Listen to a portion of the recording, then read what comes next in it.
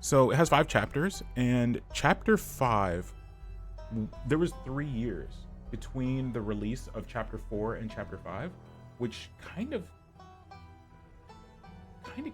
killed things. Like,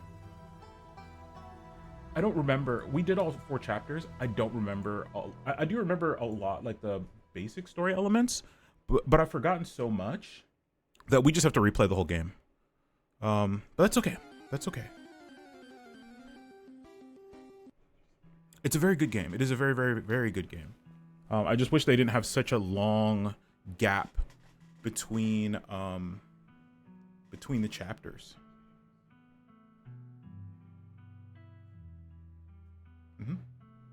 But let's get into it. Sorry, I'm scuffed. I'm still setting things up. So thankfully, anybody who's gonna watch the VOD will not have all this scuff, because I will. JB, hello. Because I will cut this from the VOD, this first part. Hello, hello. Hello. I hope you're having a lovely Saturday. Hello there.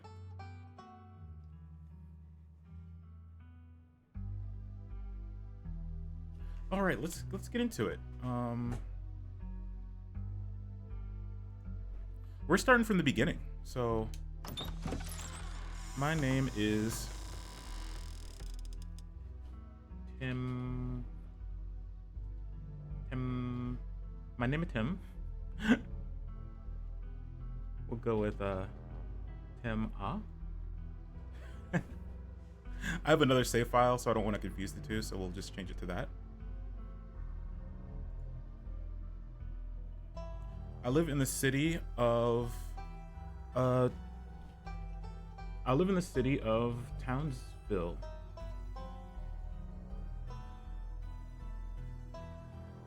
You are a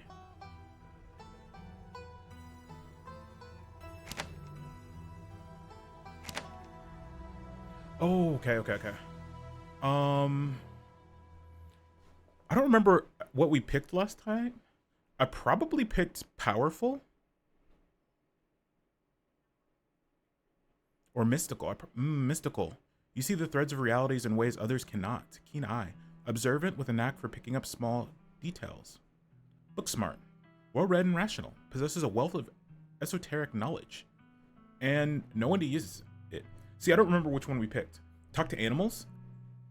You can talk to animals. Animals can talk to you. Oh, I think we might have... Did we pick this? Hot. Extremely good looking, a natural flirt. People just like you, probably because you're a good person. Street smart. Good at lying and hard to lie to. Fast talker. You can read people and the room. No door can hold you. That sounds really good too. That sounds especially important to a horror game.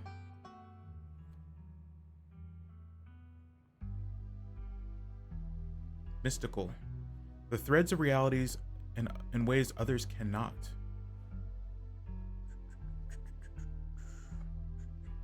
What do you guys think? What do you guys think? I'm pretty sure now we didn't pick power build. A mean right hook. I'm pretty sure we picked talk to animals.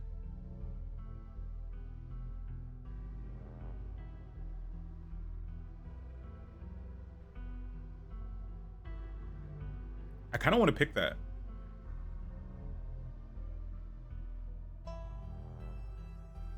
Yeah, let's pick that. Well,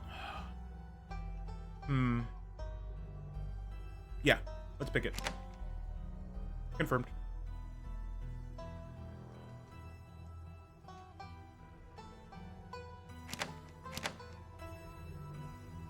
Why is it not confirming? Okay, that's weird. Save.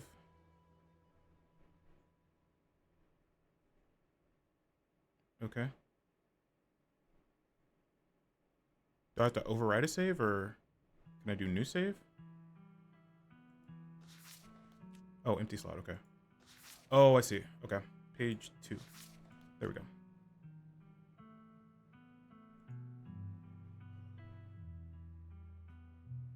Sure. What is going on? Why can I not confirm? Oh, can we pick multiple? Oh, I'm dumb. Talk to Animus. Book smart. Keen eye. Wait, how many can we pick? You jolt awake as the bus hits a particularly nasty bump. You feel like You feel like you'd only just managed to start drifting off, and now you're here, awake again and still exhausted. For a moment, you're hazy on the details of exactly where here is, confusing this bus with the many others that came before it. But as your mind continues to reassert its existence in the waking world, the past few days come back into focus. The long-lost cousin, the bad news, the 26 hours of bus rides with countless late-night stops in seedy depots that would have felt unsafe even in the middle of the day. Bus. Suddenly, but bus. Yeah, I have been on a 28-hour bus ride. It was not fun. It was not fun. It was 28 hours one way. So coming back was another 28 hours.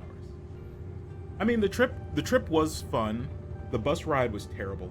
Sounds absolutely miserable. Yeah, it was absolutely miserable.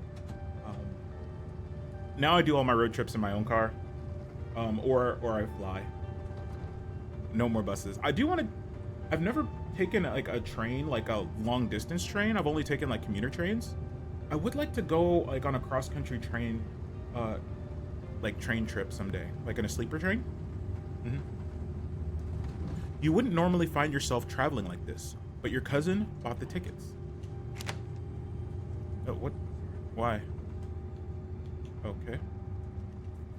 No, just go. Weird.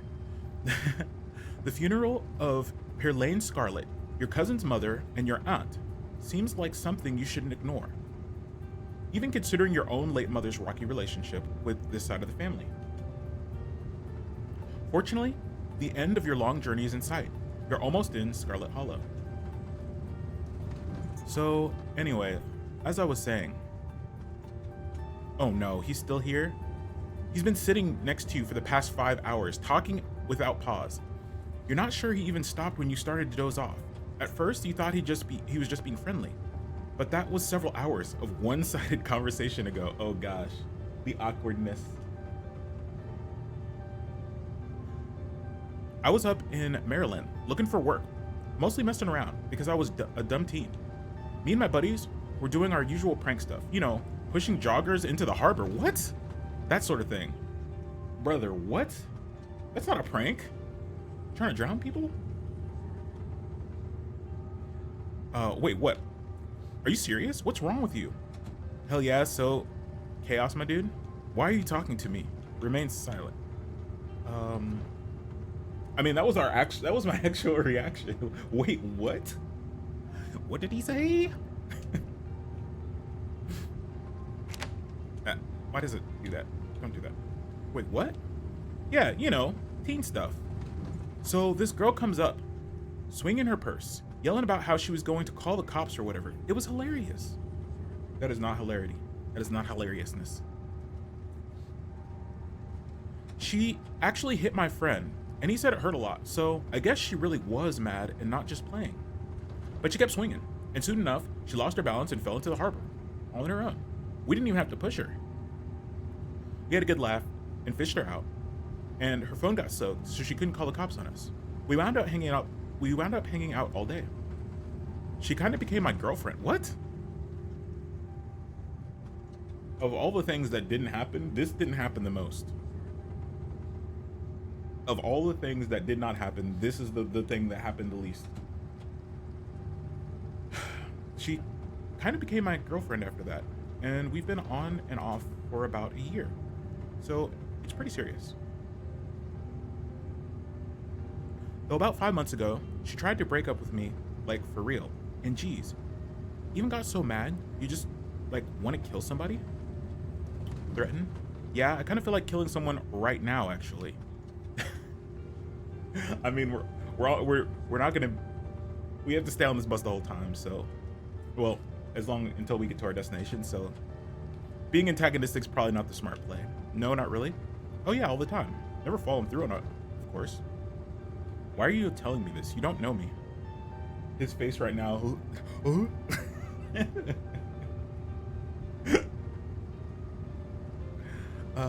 I have never felt that way about another person, and I find it alarming that you have. Smile and pretend he didn't just say that. Why are you telling me this? You don't know me. Yeah, and you don't know me. That's the miracle of bus rides. We're never going to see each other again, so we don't need to hide who we are. This right here is a closer relationship than most people will ever have. No, I don't agree. I don't agree with that. Though who am I kidding? Maybe we will see each other again. Anyway, you're young. You'll get it when someone tries to break your heart one day. It changes a person, makes them think things they never could. Honestly, could have killed that woman. Anyways, she's giving birth to our son right now, so I'm trying to get up to Virginia to be there for it. But I don't know if I'm like into that stuff, so I might just wind up on a bus to New York or something instead. I've always wanted to go there. Keen eye. Okay, so that's our ability.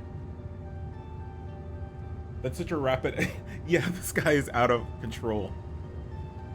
Do you love her enough to make this work? Your girlfriend is giving birth right now, and you're thinking about ditching her to go to New York to have fun? Interesting. Smart move. Get out while you can. Remain silent. We'll use keen eye. Do you love her enough to make that work? You were so worked up by the thought of losing her that you threatened to kill her. But now she's giving birth to a child you created together, and you're planning on running off? Even if you do love her, think about whether that love is strong enough that you'd be able to handle raising a kid together. Think about how your actions are going to impact his life, right? And whether removing yourself would be better for him in the long run.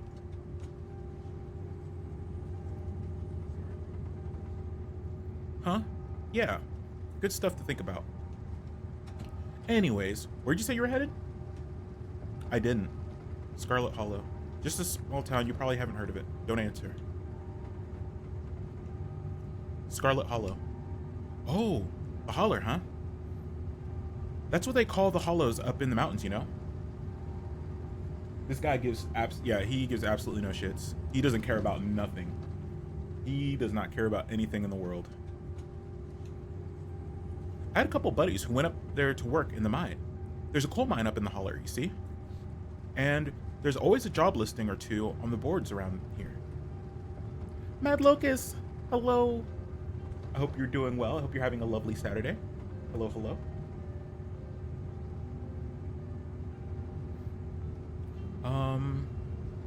Yes, we just started.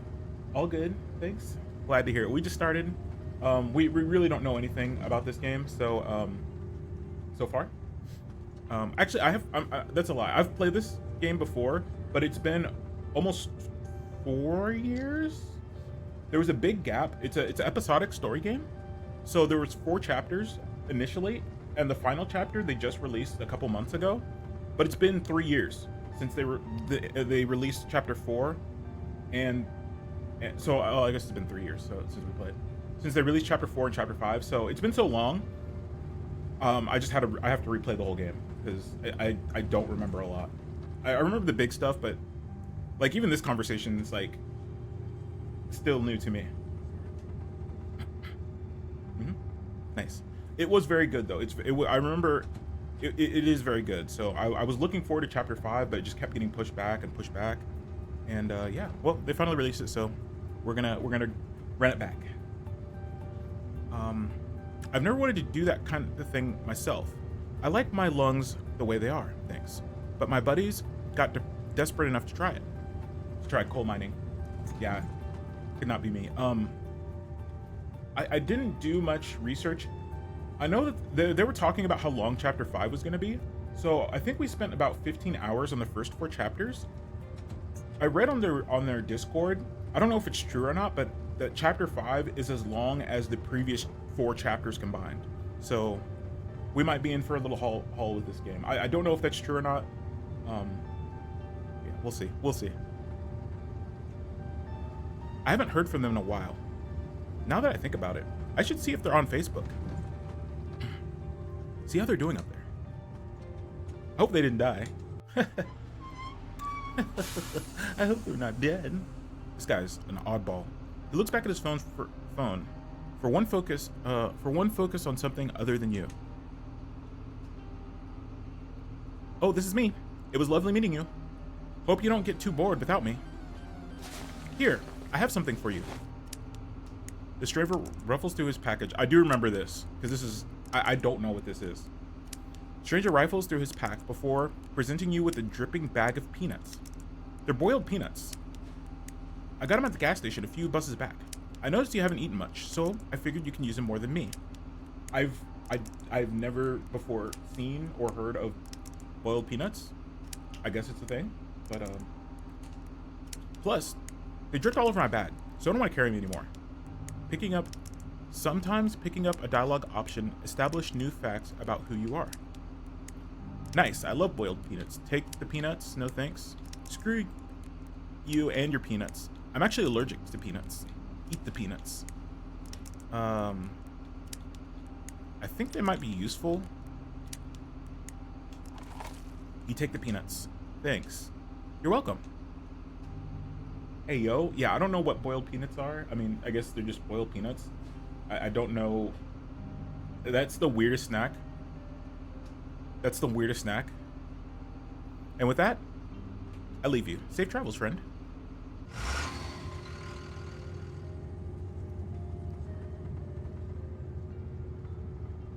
And just like that, the stranger is gone. It says on a single playthrough, you will barely see 1/5 of the game. Choices have consequences and different outcomes. Yeah. It's kind of like a Telltale game where your dialogue options shape the game. Maybe you can finally get some sleep. Next stop, Scarlet Hollow. End of the line. Almost there.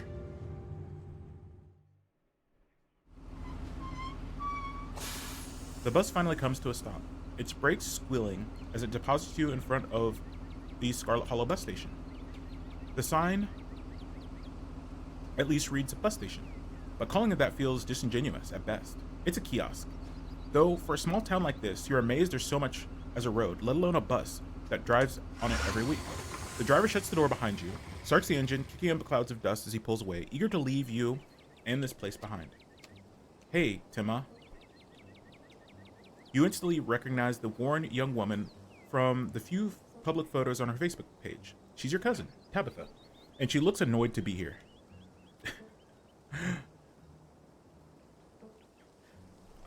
Offer her your boiled peanuts as condolence. Looks like someone needs a hug. Hey, Tabitha. I'm sorry for your loss, Tabitha. Remain silent. I'm sorry for your loss, Tabitha. Yes, great, thank you. Let's get back to the estate. I don't want to spend any more time down here than I have to. Your cousin turns and motions to an old BMW parked near the bus kiosk. You follow her, clambering into the dusty relic.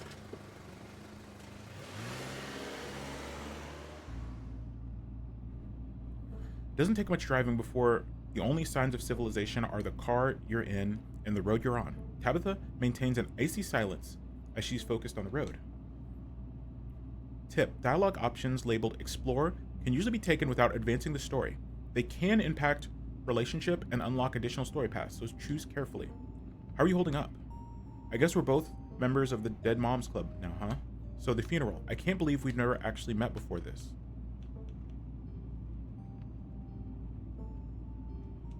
How are you holding up? Fine. Keen eye. Are you sure? You seem tense. You know you can talk to me, right? Okay, but if that ever changes, I'm here for you, right? Phew. I'm gonna go with keen eye. Are you sure? You seem tense. You know you can talk to me, right? I went through something similar when my own mom passed. She tenses up even more at the mention of your mom before letting out a heavy sigh. Maybe it's a sore spot for her. You quickly apologize. I'm sorry. I know that's probably not what you're looking to hear right now. Look, I appreciate your concern, really. But I'm fine. Um, so the funeral.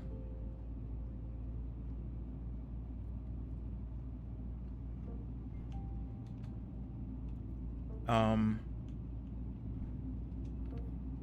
it's on Sunday, right? Yep, like I told you. Oh, shoot, I didn't. Geez, that's almost a whole week. I got here a little early. Bus only comes on Monday. Alright, we're gonna remain silent. You decide to sit in silence with your cousin as the car eases up a steep mountain road.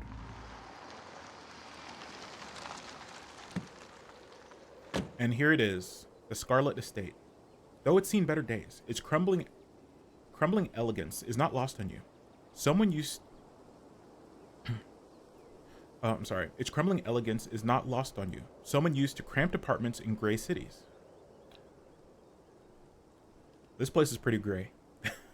Your mother told you about this place many times before she passed, always with an anger burning beneath her words. The faded majesty you once imagined doesn't quite compare with what's in front of you. As you stare at it perched on the crumbling cliffside, you can't help but feel like it's something that should have been left to rot long time ago.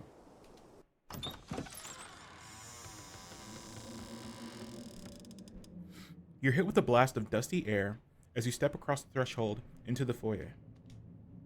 Everything in this room has been here much longer than you've been alive, each object cemented in its place with layers of dust and cobwebs. You can hear doors creak on their hinges, and the aches and moans of ancient floorboards as the house itself sways in the wind. Welcome to our family's humble estate. Unfortunately, due to the current state of the house, only a few rooms will be safely accessible during your stay. I wouldn't go wandering anywhere else. If you value your limbs, the floors have been known to give out. If you know what's good for you, you'll stick to your room, your bathroom, and the kitchen. And hallways, I guess. But only the hallways you need to use to get to those places. I'll show you around so you know where it's safe to walk. You can leave your bags here for the time being. Cool, thanks. So you live here? It's beautiful. It's beautiful and clean. This place is falling apart. I thought you were loaded. You can't afford to fix up this dump? We'll just, cool, thanks. Cool, thanks. Let's just get this tour over with. Follow me. You put your bags down, following Tabitha through a long, dusty hallway. She delicately steps over holes and tears in the floor, and you do your best to trace her steps. Kitchen. On Wednesdays, a woman from town comes in and does the cleaning. Her name is Jenny. I wouldn't recommend socializing with her. She'll talk your ear off. If you need any food, there's fixings for peanut butter and jelly. Don't touch my mac and cheese or my ice cream. Those are off limits. Oh, and you can access the garden through here, but it's pretty wild, so I wouldn't if I were you. Tip, some explore options prevent you from taking others. Choose carefully. Someone cleans this place? You said someone actually cleans this place? Have you actually seen that happen, or does this person just say she did and leave? This is so nice. This is nice. It's perfect. How do you know it was one of my favorites? PBJ, how did you know? It's one of my favorites. Is there somewhere in town to buy food?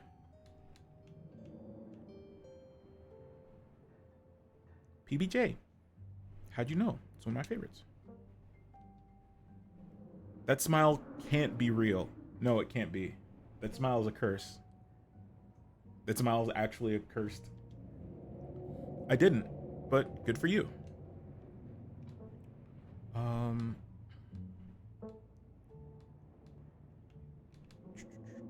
We're gonna not explore because I think all of these are gonna piss her off. All right, what's next on the tour? Bathroom, follow me. Great.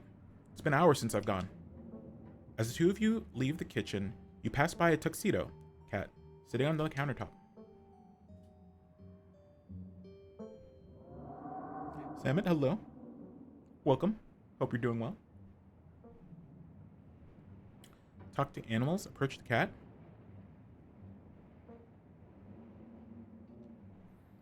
Don't try to pet Frou Frou. If she wants to be pet, she'll let you know. Ni me parle pas. I don't know French. I don't have any crazy epiphanies, or insane work stories. Just chilling. Bing chilling. Glad to hear it. Glad to hear it. We are also chilling. This is a kind of an eldritch horror game. Petter? Sorry, I don't speak French. Why do I even bother talking to cats? Okay, but can I pet you? Sorry, I don't speak French.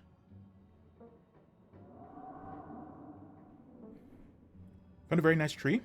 Just chilling under it. Let's go. I'm sorry, little lady. Je ne parle pas français? Oh, of course. How typically American. Yeah, I can't speak French. I shall debase myself by speaking your tongue, but only so that I might insult you directly to your face, you uncultured swine. Very funny. Her name sounds French. Stop wasting my time. Let's finish the tour. You once again follow Tabitha through a long, dusty hallway. Maybe after a few nights, it'll get easier to navigate these spaces. For the time being, you feel lucky to have not fallen through the floors. Guest bathroom, not much to show. I'll wait outside. Do what you must if you must. It's a wretched bathroom. Piles of junk sit untouched in corners of the room, and mysterious stains paint the floor. Who exactly uses this bathroom? Wait, are you sure this toilet works? This is the worst bathroom I've ever seen. What a nice bathroom. Never mind. I don't need to go.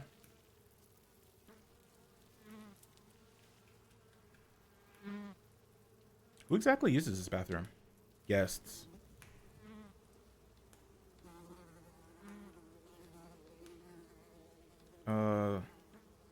Oh, no. Scram, fellas. The jig is up. Bugs skitter from the bowl as you lift the seat. Use the facilities. Toilet's toilet. Sure, it could be cleaner, but your business needs doing, and this is as good as place any. You do what you must and rejoin your cousin out in the hall.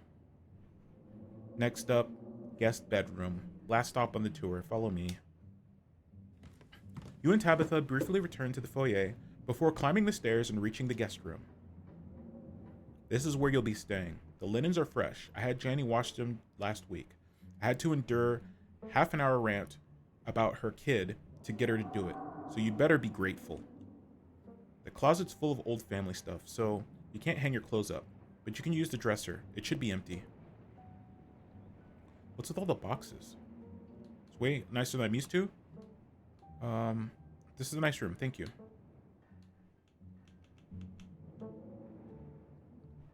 What's with all the boxes?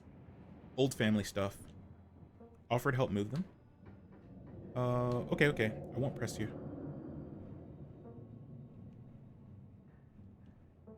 Great. Thanks. Who used to sleep here? When this house is almost 150 years old, many people slept here. And now you'll sleep here, carrying on the fine tradition of bedrooms being slept in. I guess I'll get started. I guess I'll get settled. Follow me. I'll take you back to the foyer so you can collect your belongings. This concludes our tour. I'm afraid I must return to my duties, so you have to entertain yourself for the rest of the day. Don't expect to see much of me. Tip, some dialogue options will open additional conversation paths. Some right away, others down the line.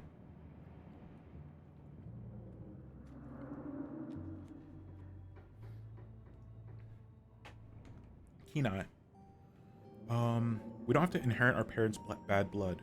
We can start fresh. Now that it's just us.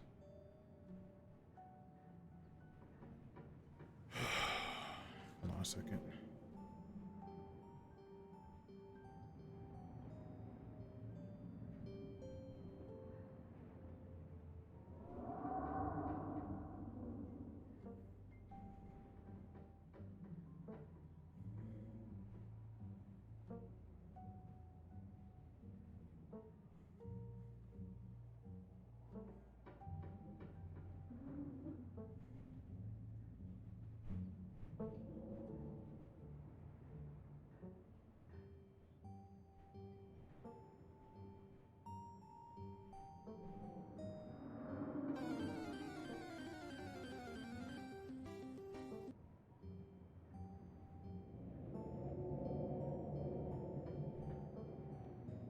Give, give me a second, guys. I just got a page from work. Give me like 5 minutes. Sorry about that.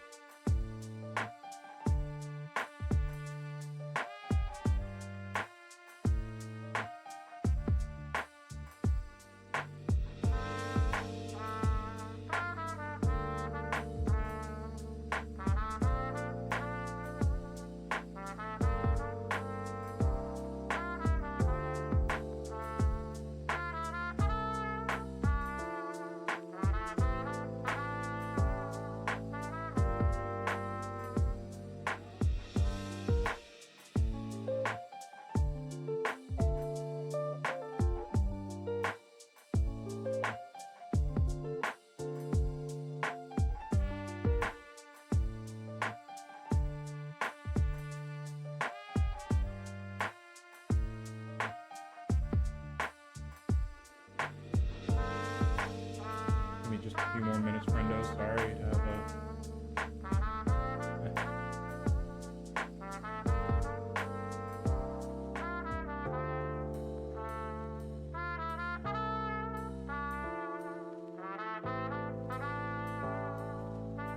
Stopped so early.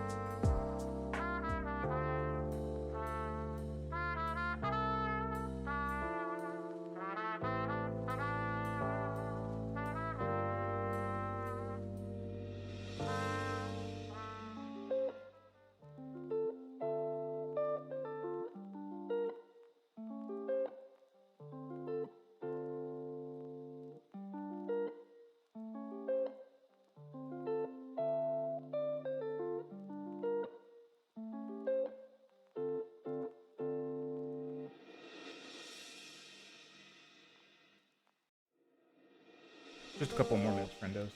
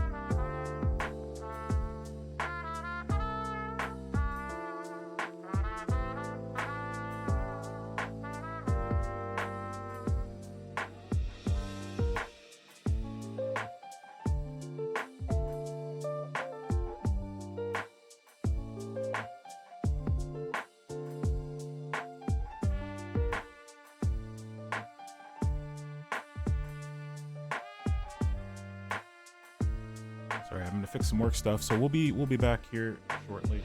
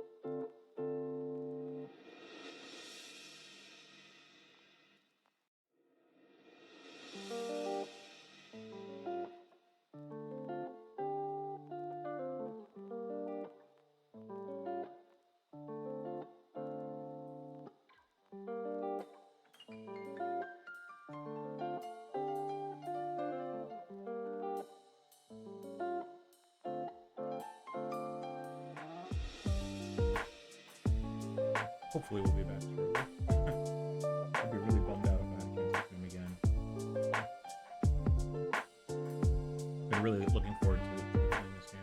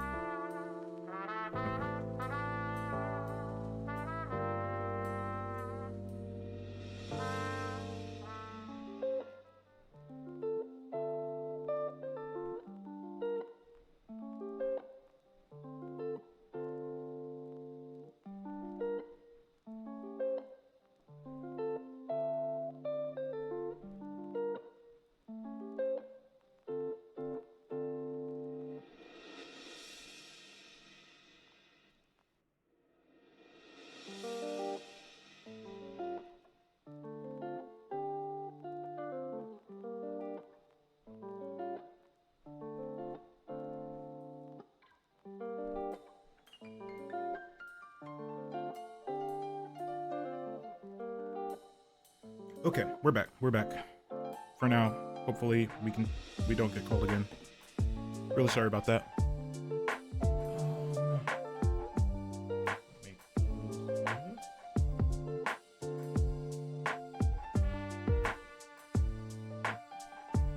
I'm back. Thank you. Thank you. Work can be aggravating sometimes. I'm afraid the problem is not actually fixed, so It's a good chance I get called again, which would make me very sad.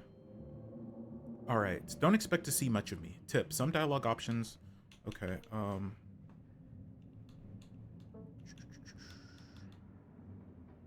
what am I supposed to do while you're gone? Are you sure you're okay?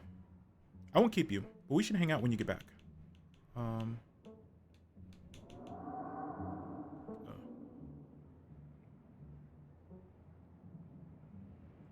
We can start fresh. You know, we don't have to inherit our parents' bad blood. We can start fresh. Now that's just us. Ugh. Look, I'm sorry I've been testy since you gotten here, but you haven't exactly been easy. I'm under a lot of pressure right now. Just stay out of my hair. I have work to do. What kind of work do you do? I run the coal mine. Same as every Scarlet who came before me. Except for you and your mom, it requires a lot of time and connections. So I'd appreciate it if you didn't keep me for long. I didn't know we owned a coal mine. Can I come watch? That sounds pretty exciting. Good for you. Sounds pretty boring. Don't you think about things you could be doing with your life that might give you a better sense of purpose than running a coal mine? Ew, gross. Running a coal mine has to be the most ethically and physically vile jobs on the planet. Hashtag girl boss.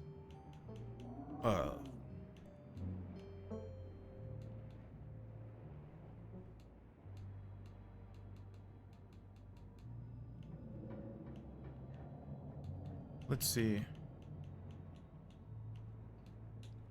We'll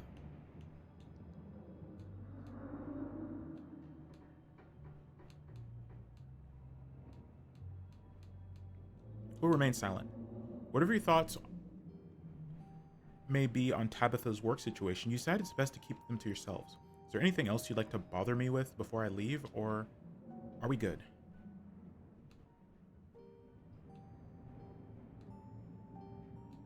I won't keep you, but we should hang out when you get back. Alright, I won't keep you, but we should hang out when you get back. We'll see. There's lots that need to get done this week. There she goes. Oh, she really... And now it's just you. You and this sprawling, decrepit estate. A PBJ sounds great. Settle into your room. Go straight to the forbidden wing of the estate. Might as well head to town. You haven't had anything to eat all day.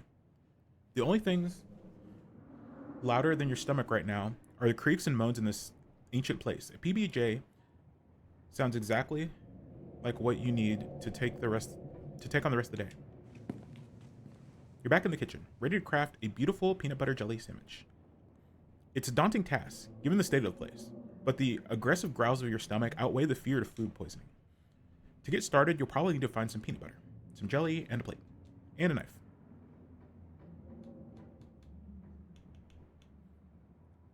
Approach Frou-Frou.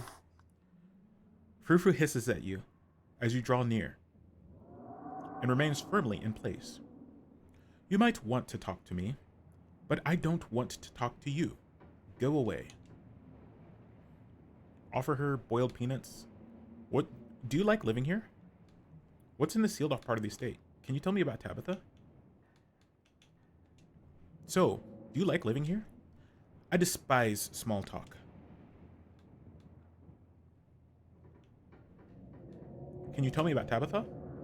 What can you tell me about my cousin? This is the first time I've met her. Spare me your life story. Tabitha at least knows not to bother me. What's in the sealed off part of the estate? Nosy, aren't you? But of course, I'm not surprised. You seem to enjoy poking your head where it does not belong. If you won't take a hint, I'll suppose I'll have to take things into my own hands. Frou-Frou lunges at your hand, bites you hard, you back away. Rip. No. Let's see. Search the pantry. That's a lot of peanut butter and a lot of bread. That is a whole heck of a lot of bread. Tabitha sure loves her mac and cheese. Keen eye, look closer. At home gourmet. You squint into the darkness of the pantry. Behind the molded bread, a single book lies forgotten in a thin layer of dust collected on its cover. You pick it up. You flip to a bookmark page. Teddy's favorite, serve on toast or with plain crackers. Calf's brain. I eat about anything. Like I do eat like, I guess, not common foods. Like I've had I've had like tripe and chitlins and pig's feet, pig ear. I don't like organ. I don't like organ meat. And brain I've never had and I probably never will. Calf's brain and aspic are unappetizing enough on their own. And you can only imagine how vile the combination of the two would be. What kind of person would call this their favorite food? No wonder your mom ran far away from this place. You shut the book and put it back in its place. Take the bread. You pick up one of the non-moldy loaves of bread. Why are we keeping moldy loaves of bread at all? One step closer to a satisfying snack. Take the peanut butter. The king of nut butters. And only 3% of each jar is mashed up cockroaches. All you need is some jelly and a knife. We're not gonna touch the cheese that is macked.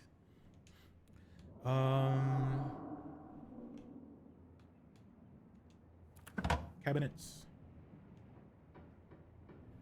And oddly enough, the utensils. Grab a plate and a butter knife. Grab a plate.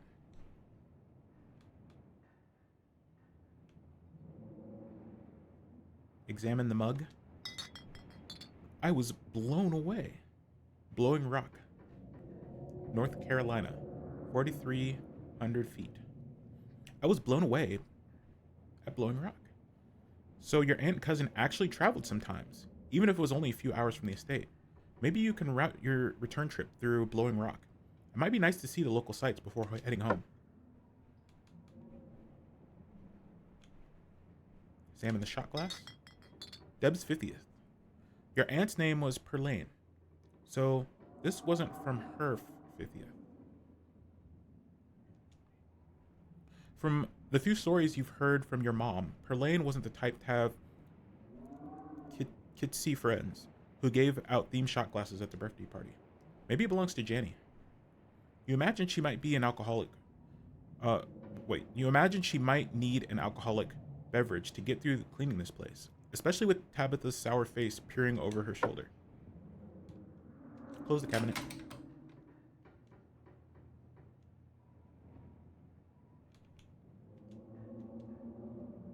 Search the fridge. You approach the fridge, your eyes catch a note taped to the door reading Janny, stay out, in all caps. Below, in separate handwriting, are the words, okie dokie. You open the fridge. You already feel a deep urge to wash your hands, even though you've yet to touch anything other than the handle. Examine the old takeout, check the mayonnaise, grab the ice cream. Oh, no. What were you expecting? This takeout container is disgusting, beyond words. Liquefied mess, wholly congealed in its styrofoam shell. You can't even tell what it used to be.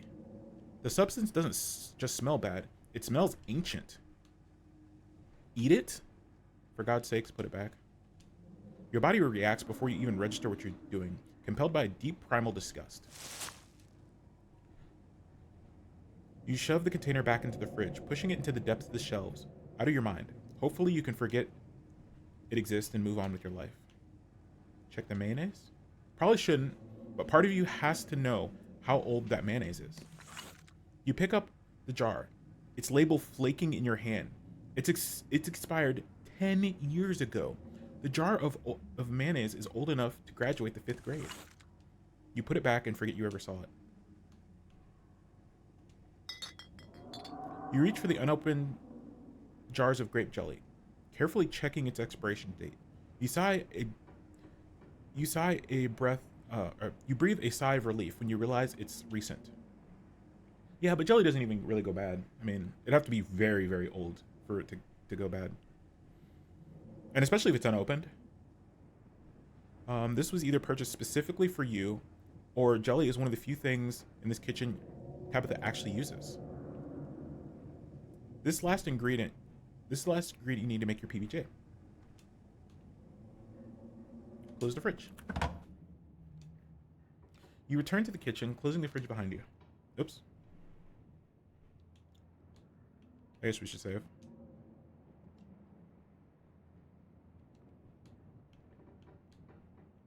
Make that PBJ. Despite the horrendous state of this kitchen, you've successfully combined your 3 ingredients to make a peanut butter and jelly sandwich. Congratulations, you can feed yourself. Job well done. All that hassle, and it took you less than a minute to eat. The rest of the day lies in front of you. Let's check out the garden.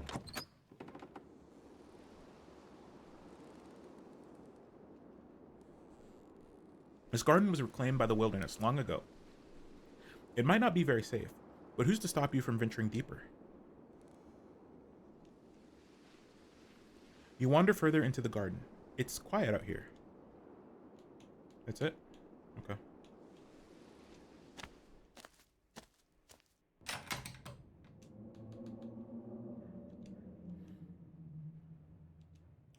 Settle into your room, investigate the forbidden wing of the estate. Might as well head to town. Now that you've eaten, the aches and pains of your journey have started to sink deeper into your bones. You stumble up the stairs to your room, suitcase in tow, eager to unwind before you face the rest of the day. You stand at the entrance to the room. Take a nap, you've earned it. Put your spare clothes in the dresser. You drag your suitcase over to the dresser and open the bottom drawer. A possum lurks within. It is quiet, but angry. Afraid. My friend, I know hurt.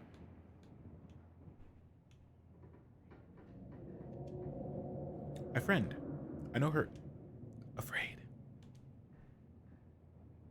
What's your name, little guy? I'm Tima. Dustin. What are you doing in my drawers?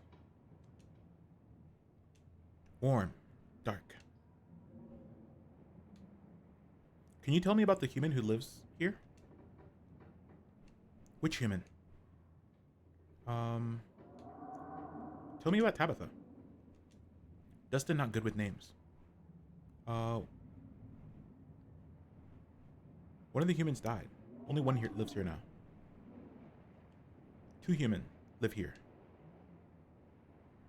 Can you tell me about humans who live here? One human sad. One human scary. The sad human. Can you tell me about the sad human? Cries. Gives Dustin bad sleeps. Scary human? Always watches. Eyes. Hateful. Thanks for the help, Dustin. Okay. Offer him boiled peanuts. You hold out your still dripping bag of boiled peanuts. Afraid. Death comes for Dustin. You close the drawer. You might as well leave Dustin be. Open top drawer. It's empty. Good place good place any to put your clothes. Honestly, I just keep them in my suitcase. Based on the state of this house, you wonder if you better keeping your clothes in your nice clean bag. But there's no going back now. Yeah, definitely staying in the suitcase. Look out the window. You can only imagine how beautiful the garden must have been in its heyday. If you own this place, you'd totally get out there with a shovel and some gardening gloves and whip it into shape. You'll go pull out the weeds, chop trees, carve tapestries, and do whatever you need to do to return it to its former glory. And once it was all done, you'd sit by the fountain, which of course would have little goldfish in it, and drink a floral tea while enjoying the birdsong. Yeah, you definitely do that, just not right now.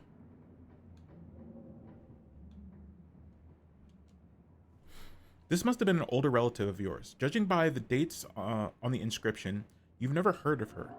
But you probably barely heard anything about your aunt and cousin until weeks ago. So, it's not really a surprise. Maybe you could ask Tabitha about this Mary Belle Scarlet next time you see her. That is, if she's actually in the mood for conversation. Check out the closet. You can see why your cousin said you should put your clothes in the dresser instead of the closet. There must be decades of family history stacked up here. Pick up the doll, leave it be. Of course, you're sharing a room with a creepy doll. You pick up to examine it more closely. Its foot reads property of Alexandra. No need to carry this item around with you. Take a nap, you've earned it. You immediately collapse into the bed. You're tired enough that being alone in a strange new place won't stop you from passing out. Or so you thought. You cough as a small cloud of dust rises up from the mattress. These sheets might be fresh, but everything beneath them have been around to see the dawn of civilization. You try to settle in, but the bed is lumpy in strange places. You can feel the springs pressing through the fabric. You might be tired, but you're far from tired enough to get more than a few minutes of uncomfortable napping. Stop. That's enough. Doesn't seem like there's much else to do here. Should we explore the... We'll head into town. We're not going to explore yet.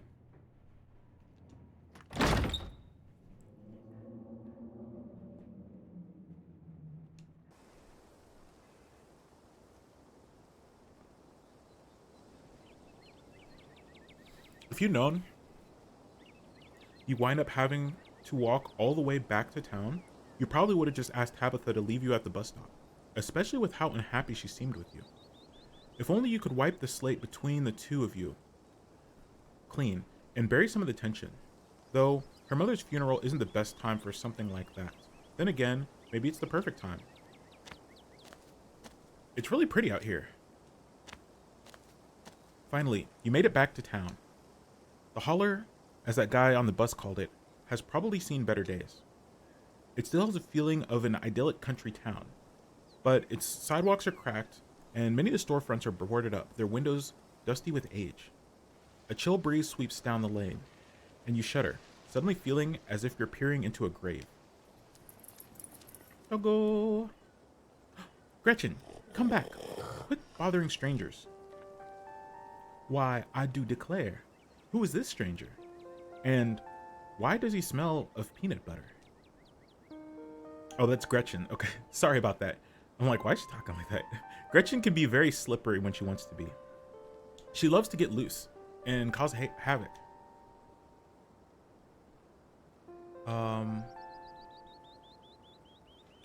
Pet the dog? A pug, so cute. It's nice to meet you, Gretchen. I'm Tima. Oh my, I can't remember the last time I met a newcomer who was so wonderfully polite. It is a pleasure to make your acquaintance, Tima. That's a funny way to introduce yourself. I'm Stella. It's not often I see a strange face in the holler. Every now and then, there's a new crop of coal folk, but you don't look dusty enough for that. You don't look dusty.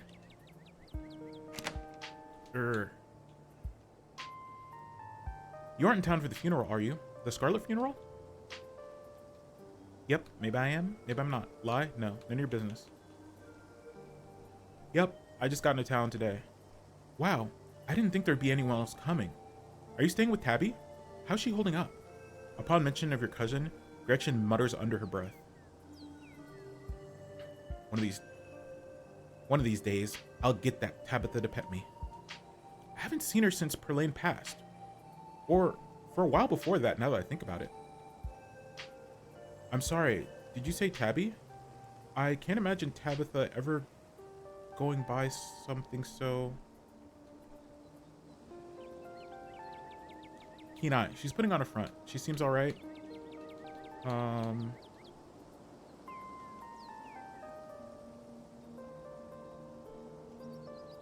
I don't think she's doing too well. She's been icy, sure, but it feels like she's putting it on as a front.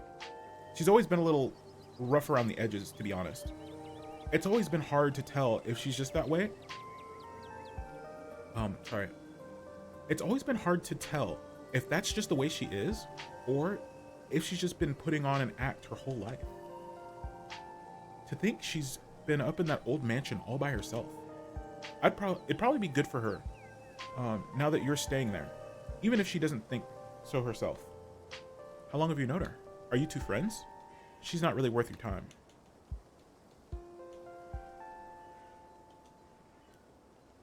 Oh, quite a long time. The town's really small, so everybody knows everybody else, as far back as they remember. Tabby and I got a little close when we were both in the school's production of A Midsummer Night's Dream. I was Puck, and she was Mustard Seed. As you might expect, she was more than a little prickly, but I managed to soften her up a bit in the end. But then she graduated, and that was that. I haven't seen that girl or her horrible little cat since I was middle-aged. Oh, before it slips my mind, if you're staying up in that spooky mansion, you must have met the Frou-Frou. How does that monster fare? Talk to animals? Tabitha the cat? Unfortunately, yes, I've met Frou-Frou. Yeah, I've met Frou-Frou. She might think she's so much better than me, but I will get her to let me pet her, even if it's the last thing I do.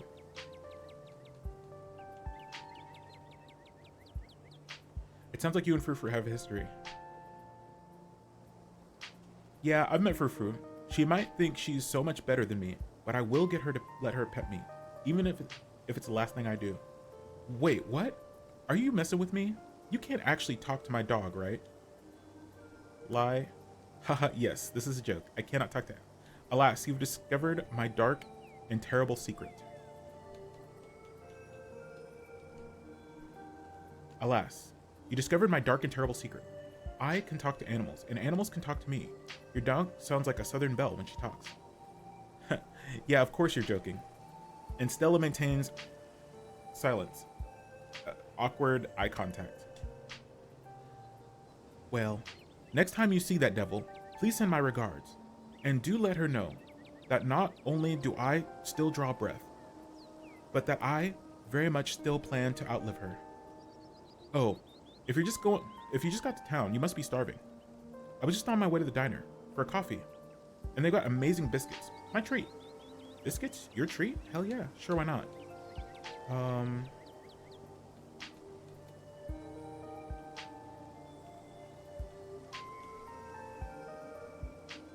Biscuits? Your treat? Hell yeah. Awesome, let's go.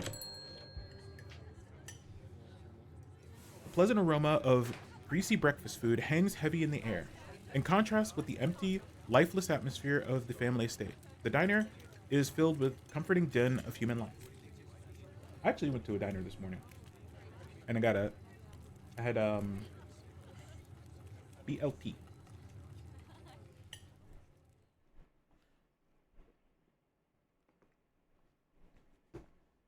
All of which grinds to a sudden halt as the patron realized that a stranger has entered the establishment. Hi everyone, I'm Timma. What are you looking at? Quietly slide into the nearest booth. Silently stare at the patrons. Hey everyone, I'm Timma. Just got in town for the funeral. Before anyone can respond, you and Stella casually slide into a booth, pretending the whole town didn't just gawk at you like a sideshow attraction. Looks like your entrance was a little more dramatic than you were expecting, huh?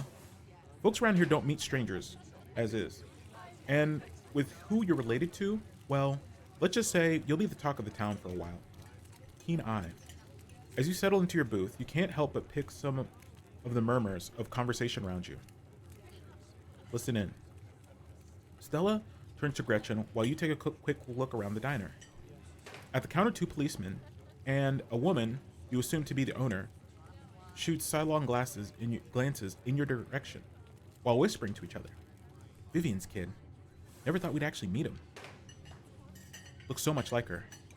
Oh yes, those eyes are unmistakable. That haunted look. I always thought it'd go away once she finally got out of town, but I guess unhappiness was baked into her DNA.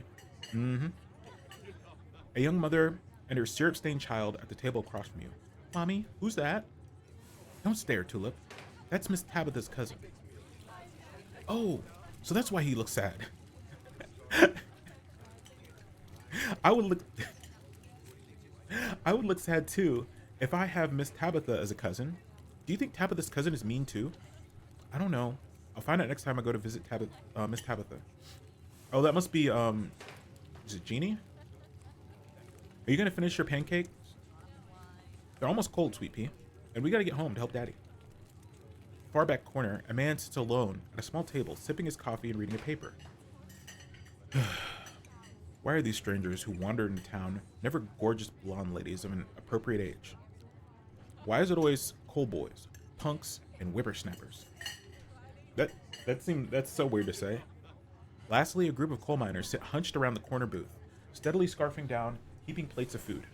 So, that's the boss's cousin.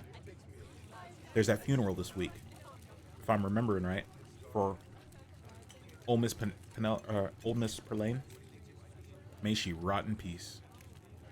Oh, let the lady rest, Zach. One shouldn't speak ill of the dead, no matter how foul they were, specifically before they've been so much as laid to rest. You've been around her every day.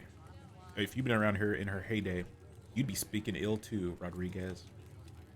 He's right. Nastiest woman I ever met. That Tabitha is a blessing compared to her. Cursed a whole lot of them. May every Scarlet burn in hell.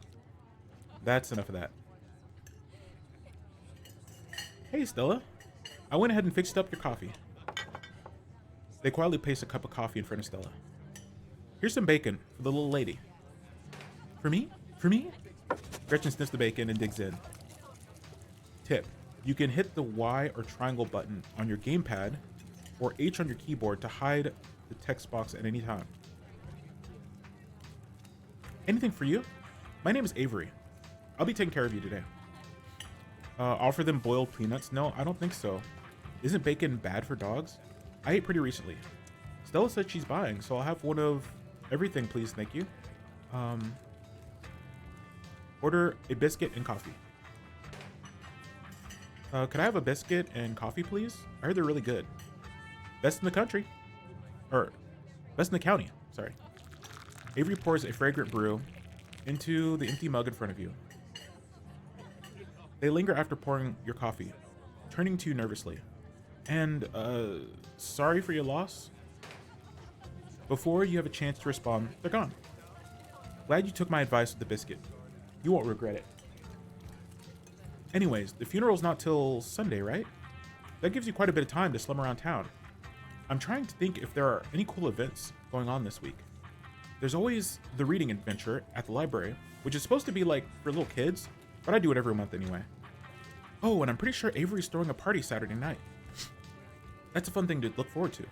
And there's the weekly Sunday potluck. That should be right after the funeral too. So it'll be a special occasion. Is the potluck like a church thing? Sounds neat. Maybe I'll check out. Not gonna lie, none of that striking my fancy.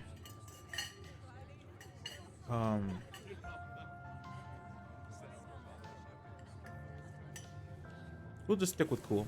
Anyways, those are the big events I can think of. As for the day-to-day, any idea how you want to kill time for the rest of the week? Do you have something in mind? Something telling me this is a loaded question. What's it to you? We just met. I don't have to tell you all my plans.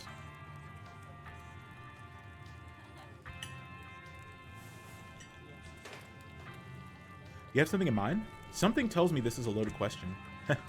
Was I being that obvious? My job means I spend a lot of time in the woods with a camera, and it's always better when someone else is there too. Before Stella can finish, Avery returns, biscuit in tow. Is there nothing else coming for me? Gosh, if I'd known that plate of bacon would be my main and only course, I would have waited longer before digging in. Here's your biscuit. Winnie says it's on the house. She sends her condolences. Thanks, that looks great.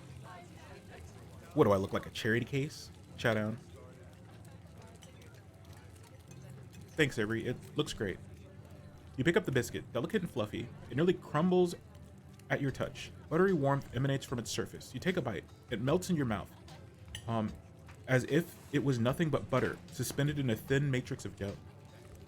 Truly, this is a perfect biscuit. This is the best biscuit I've ever had. But that's not.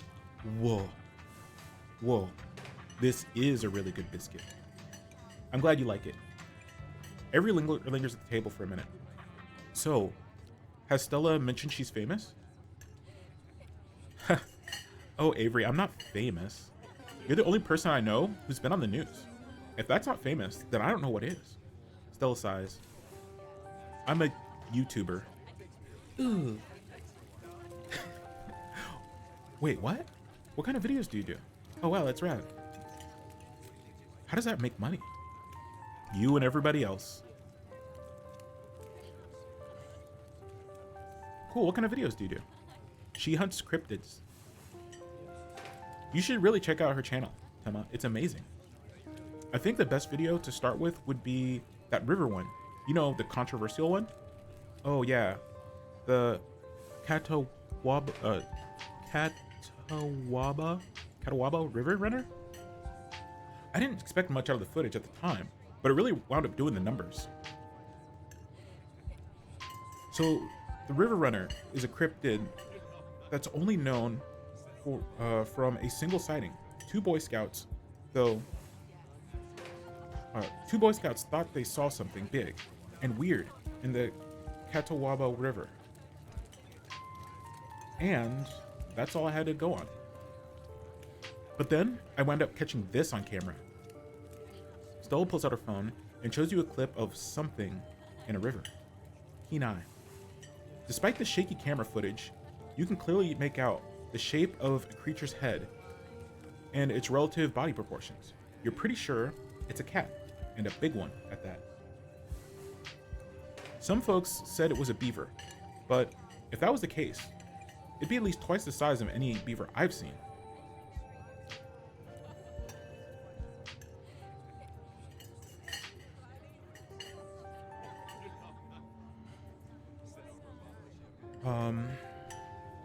I also had people say it was a dog or even a capybara that must have escaped from a local wildlife sanctuary.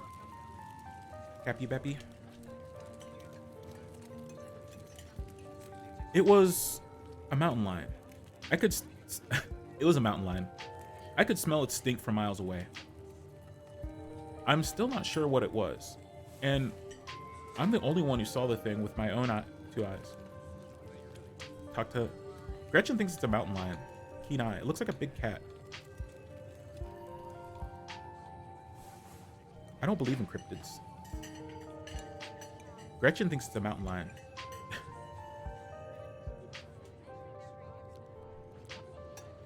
Gretchen seems to think it was a mountain lion. Very funny.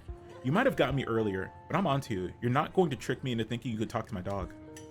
As for your theory, no way. It's absolutely not a mountain lion.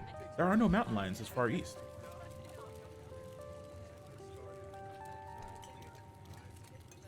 I did a whole video on the Appalachian mountain lion. Myth and found jack squat. And there's no reason one would be swimming in the river like this. They're not fans of water. And the body is too long. No way. Personally, I'm a fan of the capybara theory. There's always people keeping those things as exotic pets.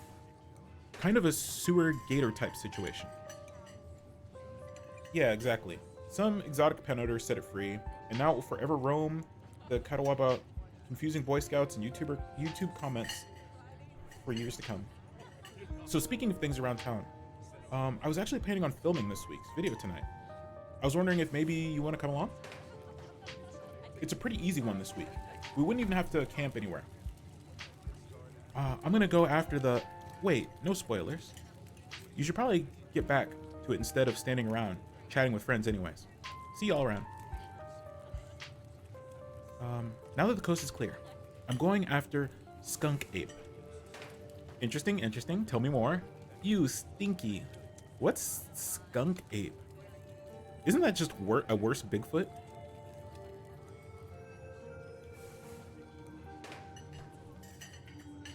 Isn't that just a worse Bigfoot? It's definitely one of the lesser ape-type cryptids. And one of the smellier, according to some sources. They say you should be able to smell it before you see it. I don't know about you, but I find the idea of discovering something previously unknown to be excitement enough, even if it's just a worse Bigfoot. Most skunk ape sightings are from Florida, but while I was doing research in last week's video, I came across a report where a lady from town overclaimed to have seen one on her deck, playing a tug-of-war with her dog. And as I leave no stone unturned, I decided it was worth investigating. So what do you say? Want to tag along? Hold the camera for me while I narrate? against a darkening sky? That sort of thing?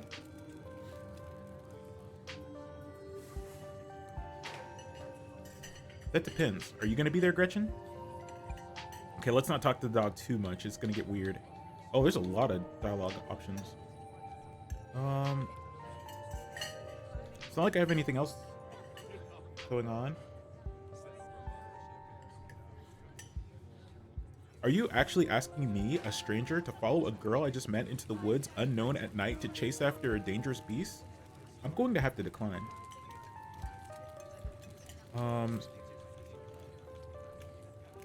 Against my better judgment, yes.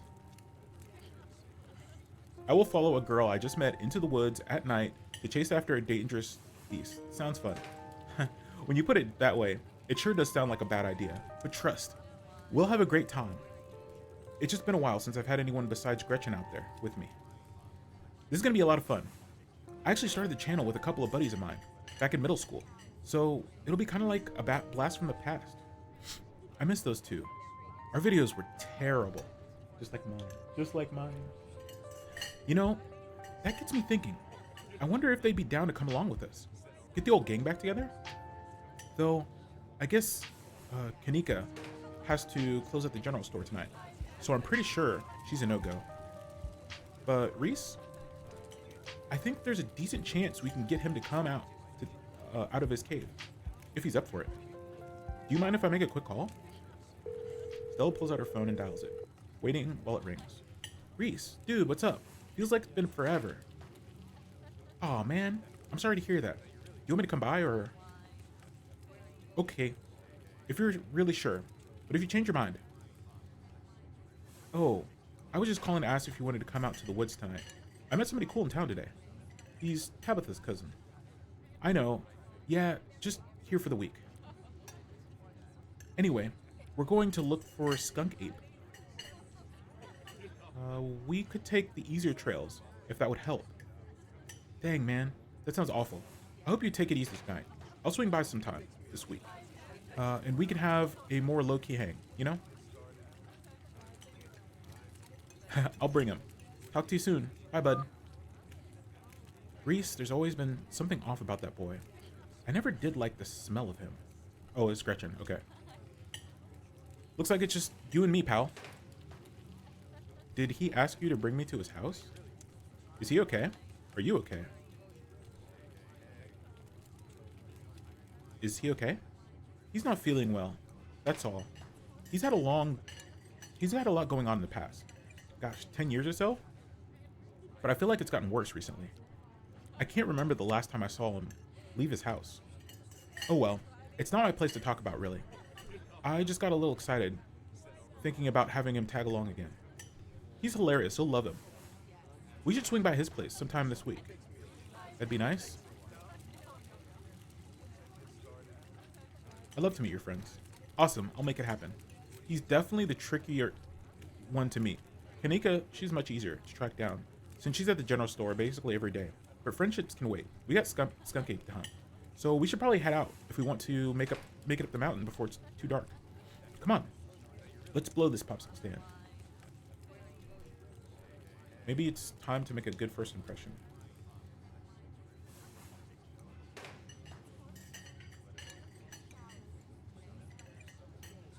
Don't leave a tip? You didn't even spend any money? We'll leave a tip. As long as you don't get sick of peanut butter jelly, your meals will be free while you're here. Share the wealth while you got it.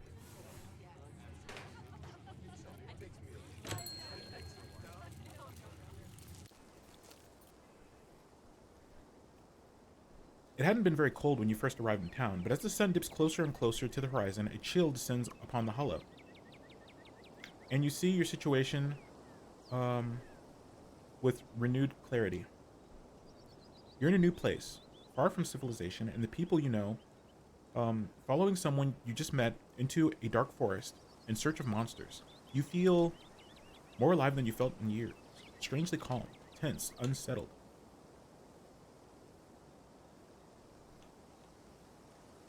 Strangely calm. The sun paints beautiful colors in the sky. Fresh air fills your lungs. and pleasant songs of crickets trill as night descends. This is where you're supposed to be, with Stella by your side, a sweet smile on her face, and Gretchen plodding along in front without a care in the world. Gotta love this brisk fall weather. This past summer was the hottest on record, since last year at least. You know how it is these days. Each summer is the hottest until the next summer, which always finds a way to be so much worse. It's just nice to feel a chill in the air. See the leaves change. Like normalcy is restored, if only for a moment. Sorry if that was a bit of a bummer. We should talk about something more fun, like skunk apes. Are you really expecting to find anything out here? Do you ever hunt things that aren't cryptids, you know, like ghosts, demons, werewolves, that sort of thing? Yeah, for sure. I used to go after all sorts of spooky stuff. I never had much luck though, especially when it came to ghosts. Back when I first started doing solo videos, I'd go into all sorts of old abandoned buildings, hoping I'd stumble across some sort of activity. But nothing ever happens. It was just me and my camera in an old house getting worked up over a gust of wind or a creaky floorboard. When all's said and done, I've just been a lot luckier with cryptids. I want to believe in ghosts so bad, and I can't rule out the possibility that there are true hauntings out there. But if there are, I sure as heck haven't seen any myself. Werewolves, I kinda lump in with cryptids. I'd be shocked if there were actually people out there who turned into an animal. But werewolf lore lines up pretty well with the great beast genre of cryptids. As for demons, I don't know. I honestly don't even want to consider the possibility that they exist.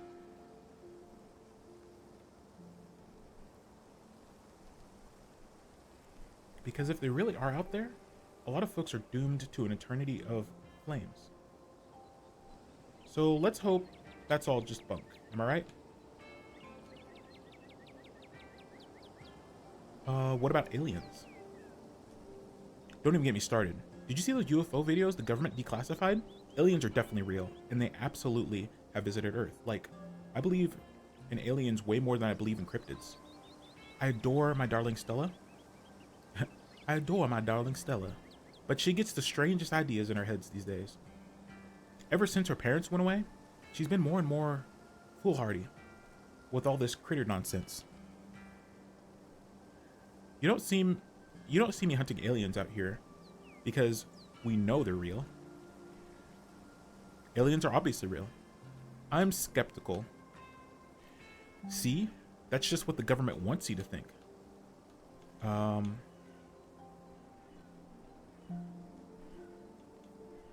Of course I believe in aliens. I know somebody who knows somebody who's heard a story from this trucker in Fayetteville. His truck stopped in the middle of the road, just shut down completely, even though he had a full tank of gas. And suddenly, it looked like daylight outside. He could see cows out in the fields, birds in the skies. Then this metallic egg thing appeared, floating in front of his truck. He passed out, and when he woke up, he was missing one of his pinkies. It was like it's like it had never been there. It was just smooth skin where the pinky should be. I know it's a secondhand source, but there are plenty more like it, if they are true. I'm convinced. What if he just lied? Maybe it was just sleep paralysis. Could have been the government. Why would the government want a pinky from a random trucker?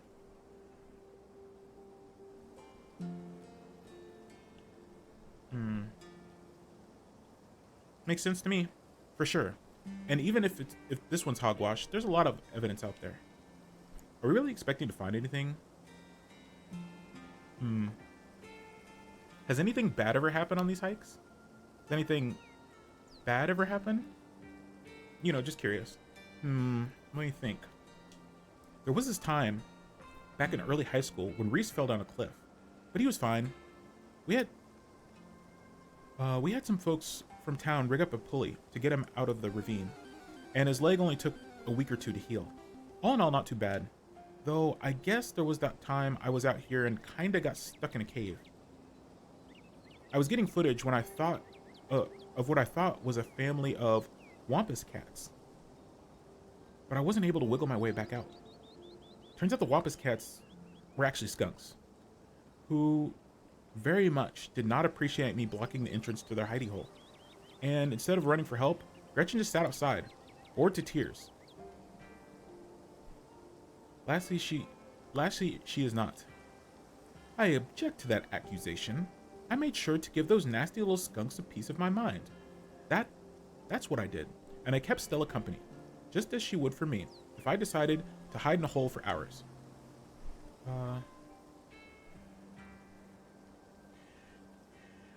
1 second.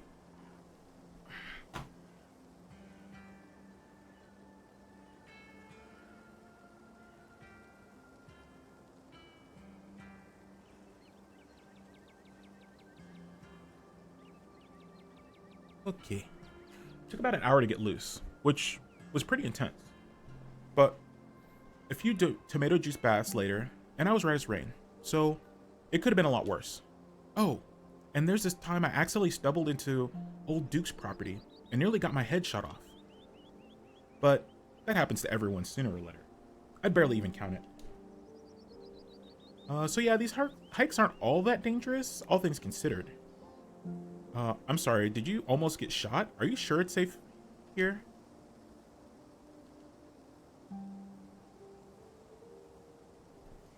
You know, I'm a little surprised to see you getting cold feet. I know we just met, but I had you pegged as pretty adventurous. I really wouldn't worry about Duke, though. He might be a little jumpy, but he means well, and these trails are way off from his farm. Duke is a sweetheart, Timma. You don't need to concern yourself about him. And if it makes you feel any better, I've been out on these trails with him before. The man sounds like a truck crashing through the woods when he walks. We'll hear him long before he sees us. And the wildlife isn't anything to be afraid of either. The worst I've seen up here, the occasional black bear, and they scare easy. Sure, sometimes worrying can help you prepare for something, but we're as prepared as we can be. I even carry bear mace. And if you're prepared as you can be, why give in to your anxiety when you could have fun instead? Anyways, all this is to say, we're good. Don't worry. What's the weirdest thing you've seen out here, other than cryptids? Oh gosh, that's a good one. Let me think. Well, there's always the deer. I saw a starling baby bird out of the nest. Wait, there was a deer I saw stealing baby birds out of a nest and eating them? That was pretty messed up. But I think people know about that these days. I've seen tons of videos of other deer doing it, so I'm not sure if it counts as weird anymore. Oh, Tetanus Lake. Is definitely the weirdest. It's a 5-foot deep, 30-foot wide pile of old cans and bottles and assorted garbage with grass and trees growing on it, so you could barely tell it was there until you stepped on it. It was practically solid ground with how much had been compressed, but you could still fall through if you weren't careful, hence the name. Better be up on your shots if you mess around there. It's all stuff from the 50s, which is super neat. I salvaged a few bottles that I keep on my dresser as a little souvenir. Did you hear that? Oh, calm down, Gretchen, you old mutt. Oh, Duke, you rascal. Phew. Sorry for getting spooked, Duke. I thought you were some creature of darkness. Nah, girly, just old Duke. Now, what the hell are you looking for way out here? Skunk ape? Sorry I asked.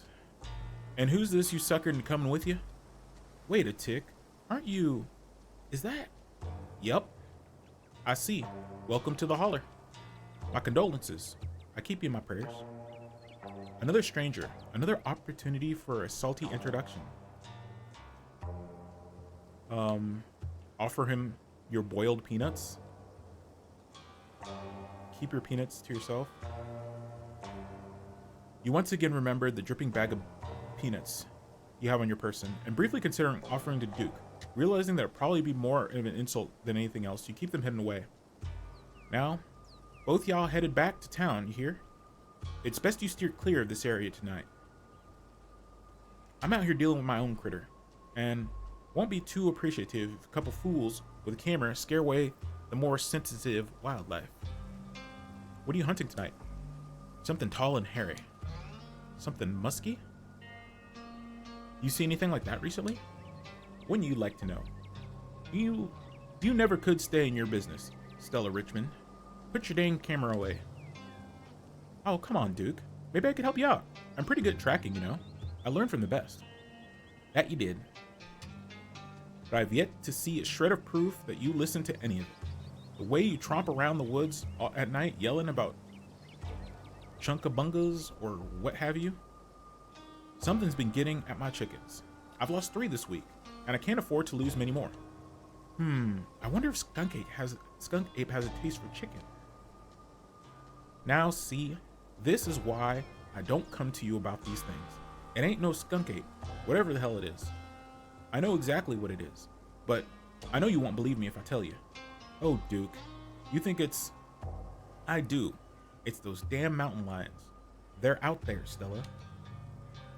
I don't care if your little investigation... I don't care what your little investigation turned up. You haven't been out in these woods as long as I have. Those sons of bitches are sneaky. Of course, you wouldn't find one at night tracking. And I know for a fact, that's what's been getting at my chickens. It couldn't be anything else. I'm telling you, man, mountain lions are extinct in these parts. There hasn't been an actual sighting since the 1990s. And even those were iffy. It's true. There are mountain lions out here. Sure as sin. They pee on all the best trees. I can't believe you go out of your YouTube saying some river monster spotted by a couple of school-aged Boy Scouts has been 100% confirmed, yet Appalachian cougars are some kind of far-fetched fantasy made up by geezers like me. You made me look like a fool. I read those comments. People are posting on your video. I'm sorry, Duke. I didn't mean to sick anybody on you. I just don't think it's plausible. You'll eat those words when I come carrying a mountain lion corpse out the woods at dawn. And if you two don't want to face a face full of buckshot, I suggest you run home and stay out of the woods tonight. But we were here first. What if you don't find what if you find a mountain lion? Don't kill it. Right on, Duke. Kill that mountain lion.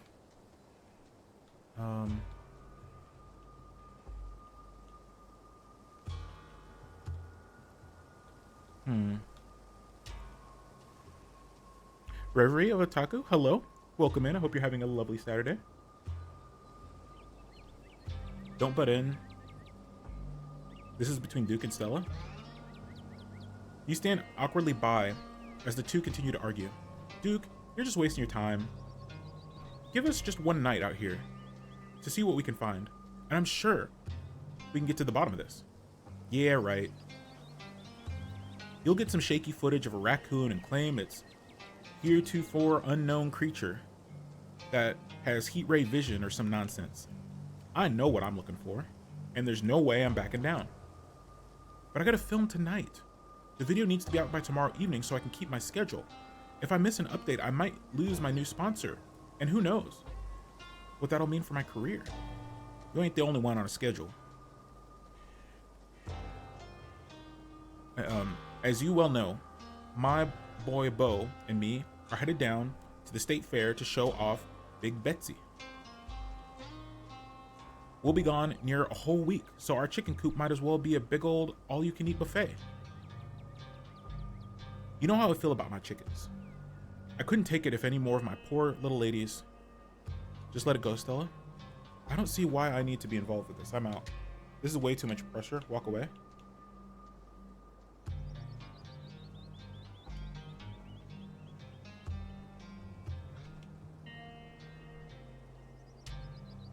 Let's just go, Stella. He's not gonna budge. You're right. No point in losing any more time arguing. Fine. We'll head back to town. Break a leg out there, Duke. Break what now? It means good luck. old man. Right. Have a nice night, y'all. As you and Stella return the trail, she carefully looks back the way you came. Okay, coast is clear. There's no way we're letting Duke edge us out that easy. Come on. I know a trail that'll let us get around him. Yes, I knew you wouldn't give up the hunt. Lead the way? Oh no, we're actually not headed back to town?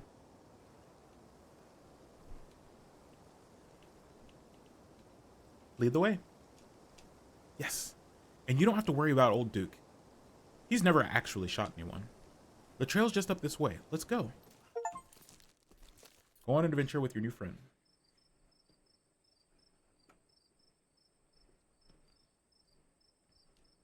Alright, this looks good. Mind holding the camera?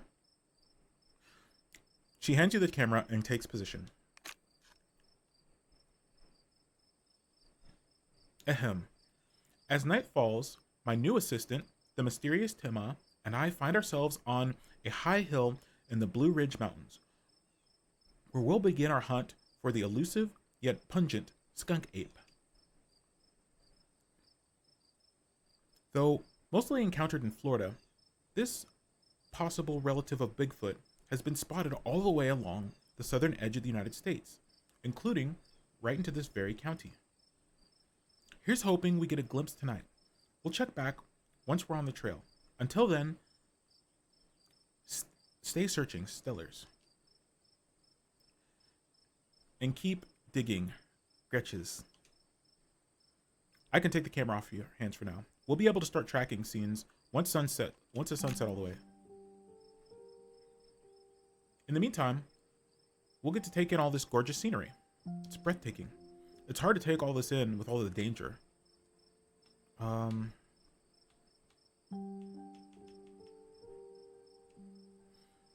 It's breathtaking, and the air is so clean and fresh. I feel like I'm breathing for the first time. It is. I'm glad you came out here. Gretchen has no appreciation for beautiful mountain vistas. And it gets old saying, wow, into the empty expanse every time I come out here. It's nice to have somebody to say wow with. Your quiet moment with Stella is broken by the sounds of a percussive snort. It's Duke with a shotgun. Run. Death has come for me at last. Goodbye, cruel world.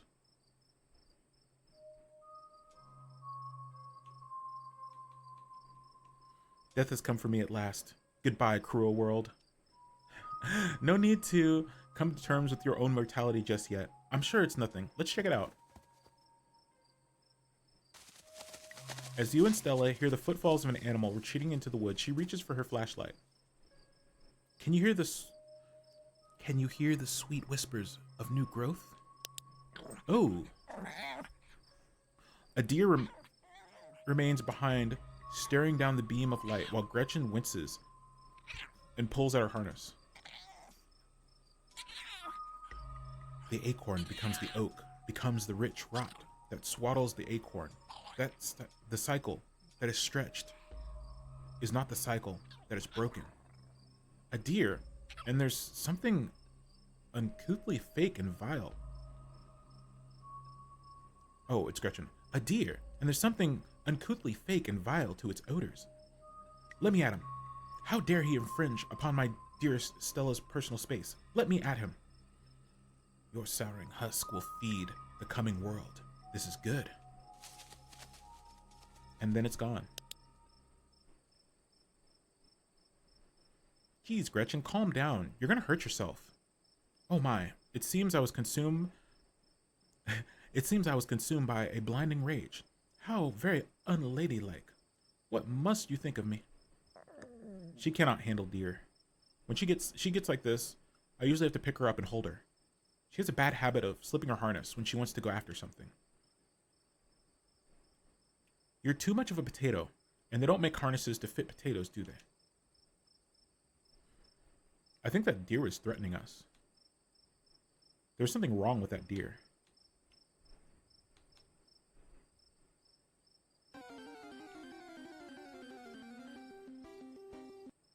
There's something wrong with that deer. Did you see its face? It looked kind of messed up, didn't it?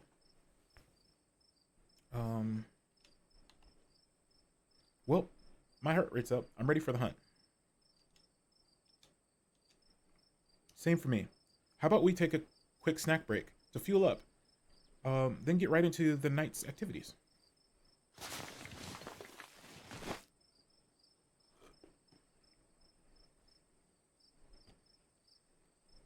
As you settle down to rest, Stella breaks open a bag of assorted snacks. Trail mix, extra M&Ms, take a snack bar, dried apricot, sesame sticks. No thanks, I'm not really hungry. I'll take some dried apricots. You know, I dried these myself. Janie gave me a bunch of apricots, and I had no idea what I was supposed to do with apricots. And they started going bad, so I panicked and threw them in the oven. And now she keeps giving me more. Please take as many as you can eat. I've had so many, I can't even taste them. You and Stella settle down on an overlook, snacks in hand, as the quiet sounds of evening wildlife wash over you. Gretchen gnaws at a stick, distracted for the time being. So, tell me, what's it like in Townsville? Do you have a house? An apartment? Do you live with family? Roommates? Pets? Tell me what it's like to be Timma. Why do you want to know? I live alone in a dingy studio apartment. I live in a doorless basement that floods whenever it rains. I live in an apartment with a difficult roommate. I live in an internet cafe.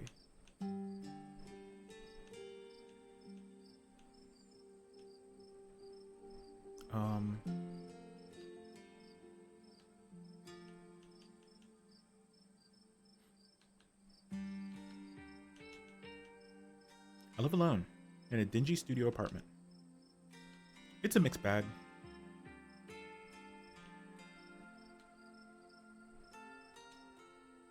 At first, it was kind of nice to finally have a space that was just mine, but now it feels cramped. It's like I'm stuck in a closet alone. And no one can let me come out because I choose this for myself. And as far as they know, I'm happy being there.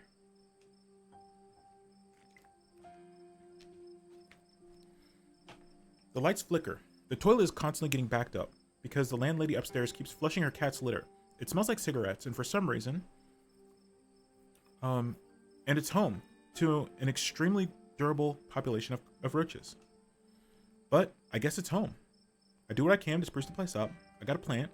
You know, how they say living things are supposed to brighten up a room. When you put it like that, I wonder if staying in that old mansion is a step up or a step down for you. Maybe just a step sideways. Have you tried looking for a different place, or maybe finding a roommate? There's got to be something better out there for you. I've had enough bad roommates for a lifetime, and this is cheap. I've had enough bad roommates for a lifetime, I think. I know it's possible to have a good roommate. I know people who are great friends with theirs, but it's never worked out for me. And honestly, I mean, eventually roommates do tend to get tiresome, so the loneliness is at least better than that. Yeah, that's fair. I've never really had roommates, so I have no idea what it's like sharing a place as an adult. I can see that being tough. So, what do you do for a living? I build programmatic ads for a company no one's ever heard of. I sell arts and crafts on Etsy. I'm a first-year associate at a big law firm. I'm a streamer. I'm a student. I'm a teacher. I'm in the service industry.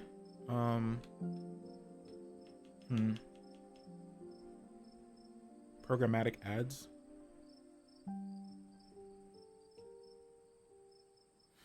You know those ads you see on the sidebar of every website you visit? That feel like they know way too much about you? Oh yeah.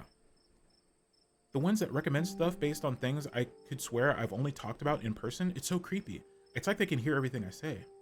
I work for a company that builds those. I went to school for computer science, though I thought I'd be doing something challenging when I got hired, but instead of actually programming, they mostly have me go in and make endless changes to the font size and color, whatever to make more people want to click the ad. I usually make like 40 or 50 ads that are almost exactly the same and track each of them on a giant spreadsheet. That's my life. That seems a little soul crushing.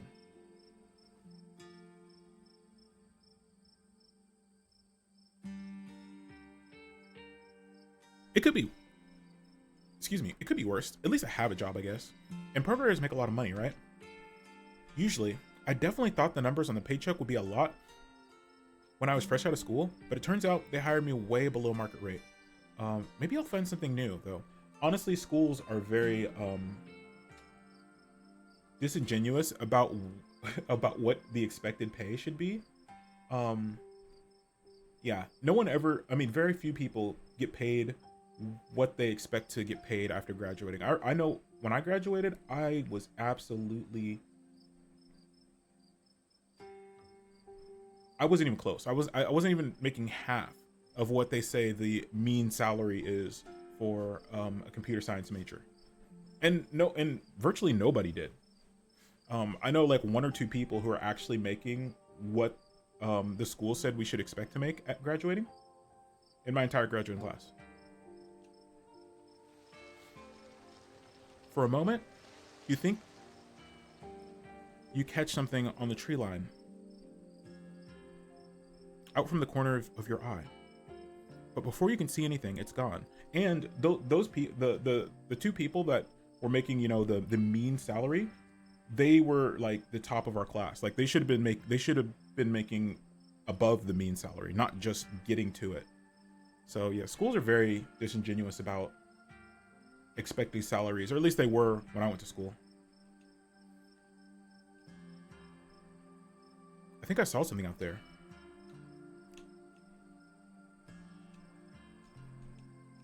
It might be Skunk Ape. Do your best to pretend it isn't watching us. We don't want to scare it off. What about you? What's your story? Rich and I live in a little house just outside town. It's actually the house I grew up in. It has a lot of pleasant memories attached to it, and I'm glad I can keep it in the family. My great-great-grandfather built that house, and he must have done a great job because it's just as sturdy as it's ever been. Keeping the house in the family, is it just you? Yeah, just me and Gretchen. My parents died a few years back. Jay! Hello. Hope you're having a lovely Saturday. Welcome in. Hello there. I've done my morning. Life goes on. And we still get to live in our beautiful family house. Just me and Gretchen. It could be a lot worse. Sorry for your loss. I don't know what else to say. I'm just sorry.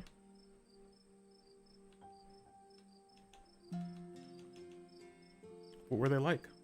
Did you get along? They were amazing. 2 of the nicest people you'd ever meet. Interesting too. My dad was a bit of a regional legend among hunters and trappers. He was always out in the woods, on the trail of something. And we certainly had some interesting dinners because of him. He had to learn how to fend for himself, since his family didn't have much growing up. He always made sure I had food, and that I knew how to get it if I ever found myself too far from a grocery store. I could make us a pretty good salad with just what's in this clearing if I had to, though it wouldn't exactly taste great. My mom was the local vet. The lady all the farms in the county knew to call if their animals were in need of something. Even the smallest mouse would get proper care in her hands. I'm sure she's most of the reason Gretchen here is one of the oldest dogs I've ever met. So yeah, those were my parents.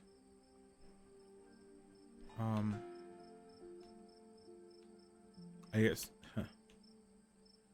My mom died pretty recently, so I get it. It's alright if you ever need to talk about anything. Oh, thanks, Tima. That's really sweet of you. How are you holding up? I'm okay, hanging in there. Terrible, to be honest.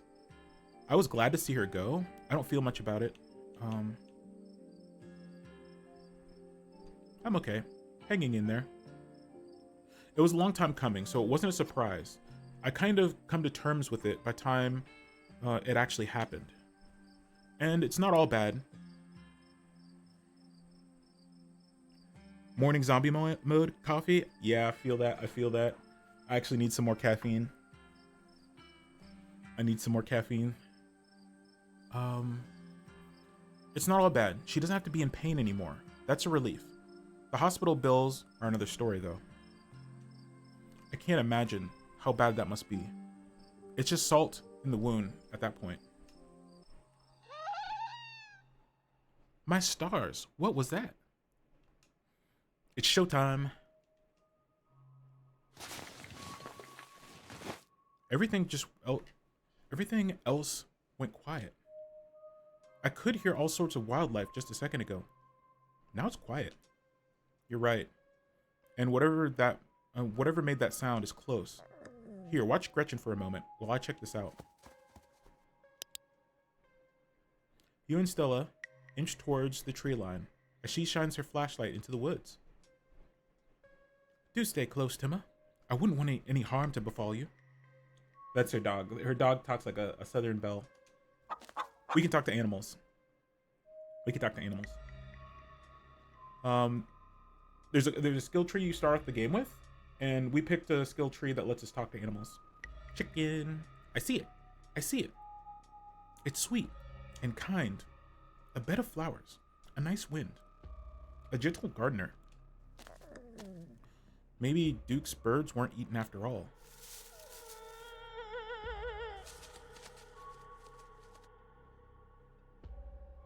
What the hell was that? Hold on, I gotta play that back. Holy shit. I'm guessing it must be maybe 2-3 feet tall.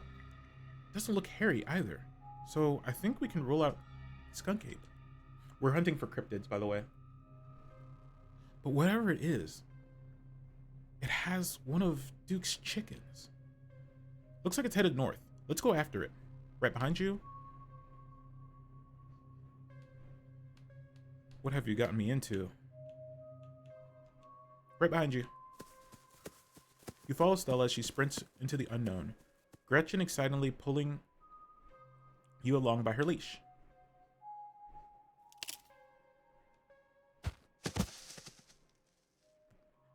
Stella. Ow. Are you okay?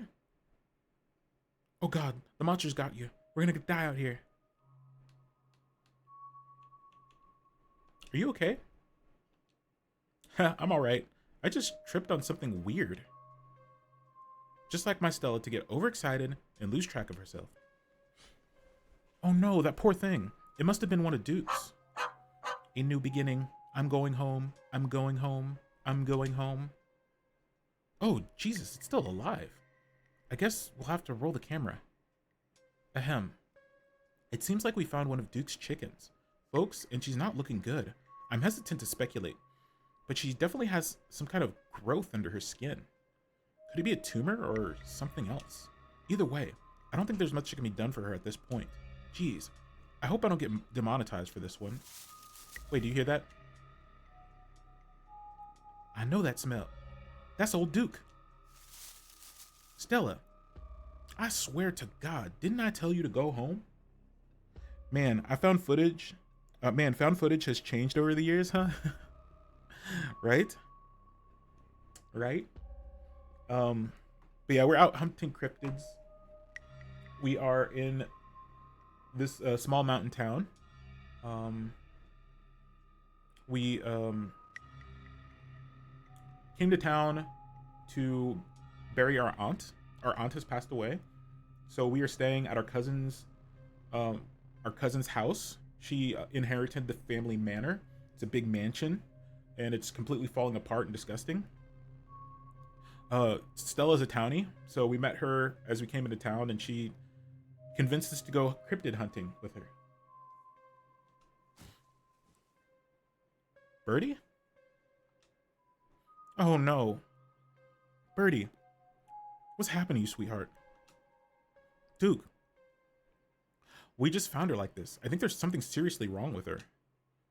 She smells terrible. Nothing like an animal at all. Just like that deer. I can barely even smell the woods anymore. It's all that uncanny plastic stench. Jesus H. Christ. The animals have been saying some weird things to me. There's really something wrong with all these animals we've seen tonight.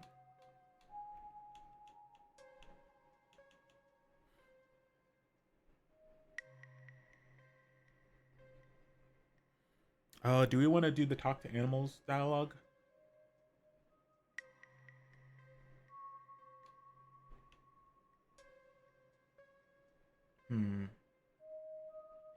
Maybe not. Maybe not. Maybe not lean on it too much. There's something really wrong with the animals we've seen tonight. Druid powers all the way.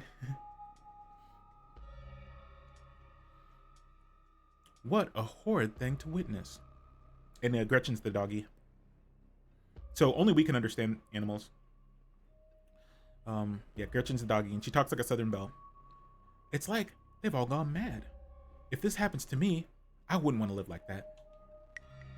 No goddamn shit. It's like some kind of plague. It better not be contagious. Duke, we saw the thing that got a hold of her. Did we, though? Examine the chicken. You stoop down and look at the chicken. Don't let Gretchen get you too close. She'll try to take a bite out of it if you don't stop her. I would never. Something about that bird doesn't smell right. You hold Gretchen's leash close to your chest. She squirms against her harness. Poor little chicken, eyes looked up at you, glazed over, but still rolling around in the socket with unfortunate life. Can't hide from me. I can see you. I can smell you. Sick, sick creature. The wing. The wing is barely attached. It seems to be, but that seems to be at least the least of the chicken's concerns. Chicken looked like it fought to the death for that jawbreaker is holding. The old becomes the new. I've never flown, but now I soar. Whatever got a hold of her busted wing, got a hold of her busted wing up too, little bastard. Yeah, what a bastard. Good God. At first you thought it might have been a tumor, but this is something else. The skin is stretched taut. The growth is pulsing beneath. She could still get better. Hopefully maybe she just needs that thing to pop and she'll be right as rain in a couple days. Happened to me once. And there's not as much of a scar these days. I don't know. It looks like there's something in there. It smells like it should be buried somewhere deep. My senses... Oh, it smells like it should be buried somewhere deep. My senses scream out. This is an abomination. Oh, Stella, please don't get too close. Can you hear the birth that dwells within me? Can you hear the way it roars and thunders? Keen eye, looking more closely at the growth, you think you see something squirming inside. Having investigated your heart's content, you step back and give the bird space. Do you think she's become an egg? Like one of those things are gonna pop out of her? What a horrid thought. No, I refuse to entertain that notion. She ain't some kind of incubator. She just needs something. She just needs that thing drained. Maybe some antibiotics, that's all. Duke, we saw the thing that got a hold of her. I got it on camera too. I don't know what that is. A gnome or something? You know there ain't such thing. It's not of this world, that's for certain. What a disgusting thing it was. Unappetizing in every sense of the word. What are you supposed to do, man? I'm freaking the hell out. Duke, I don't think it's a mountain lion that's been getting your chickens.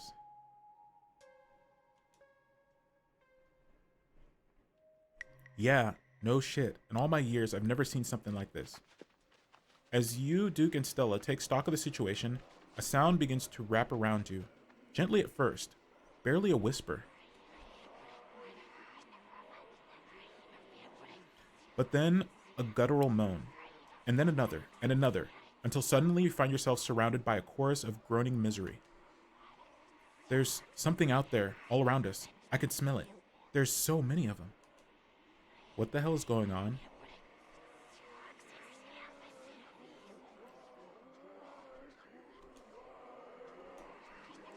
The voices. Oh, I have no idea. She starts filming again. Come on, Birdie. Let's get you home. As Duke scoops up the injured Birdie, the voices in the trees intensify. It's like all of a sudden you're surrounded. The strange sound comes closer, growing bolder. The hell is that? The gardeners come to mend and nurture. Let me blossom and sprout. Let me become... You feel a tightening in the leash, pulling at you from behind. Don't you step another foot closer or I'll shoot. Don't think I won't. The man hesitates, and the thing steps forward, fixing what seems to be its eyes on Birdie, tucked under Duke's arm. Stella, there's another one. The leash draws fully taut, and then suddenly loosens. You and Stella turn just in time to see another one of the creatures slithering out from the bush. My God, what's going on over there? As Duke glances back, everything seems to happen at once. A pattern of unnatural feet, then chaos. Duke grapples with the thing as it grabs his shotgun, pushing the barrel out of the way. As it grasps for Birdie with oddly jointed limbs, while Stella stares in shock and silence. As if paused, watching the other creature attempting to wrestle Gretchen into the darkness. Her desperate cries going unheeded. Shit, get your grubby little hands off my Birdie. Help Duke. Get the thing away from Gretchen. I mean, drop the freak chicken and shoot the thing. What are you doing?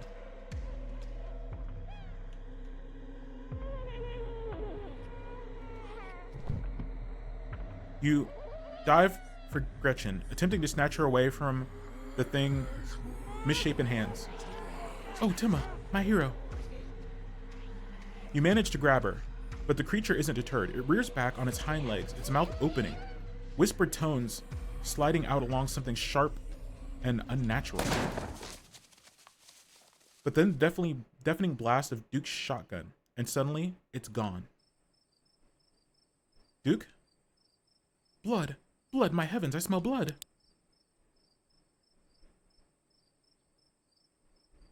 Oh my God, what do we do? Okay, first things first, I grab Gretchen. There, step 1 is done. Gretchen is safe. Okay, step 2. What's step 2? Holy... It's okay. Let's take some deep breaths and collect ourselves.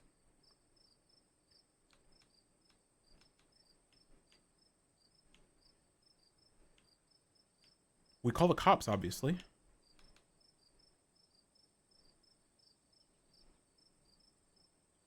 Damn it, Stella, why didn't you do something? You just stood there filming. What the hell's wrong with you? Honestly, we call the cops, obviously. Do you have signal out here? I know I don't. Look, we're going to have to run through the woods to reach the road anyways. I say we might as well chase after those things and get as much footage as we can. What is wrong with you? This is a horror genre and never call the cops. Yeah, I mean, it'll be the typical police horror genre response. Oh, he must have dropped a shotgun, or it was just the wind, or, well, that's unlucky. No one's gonna believe us if we don't have proof of what happened. We owe it to Duke. Stella, you froze. If you go after those things and you pull that again, lead the way. Are you sure that's a good idea? Are you nuts? A man's dead, Stella. Are you nuts? A man's dead, Stella. Yeah, you're right. Let's head back and call the cops. My phone should get reception once we're back on the main road. There's a where the footage was entirely police body cam. There is a recording to where the footage was entirely police body cam footage. Pretty dope concept. Oh. Yeah, that'd be interesting. Like a game that's based on body cam footage. You and Stella quickly make your way back through the woods. The unearthly whispers of creatures unknown once again surround you. Keep moving. You say nothing, continuing forward with a grim determination. We're almost there.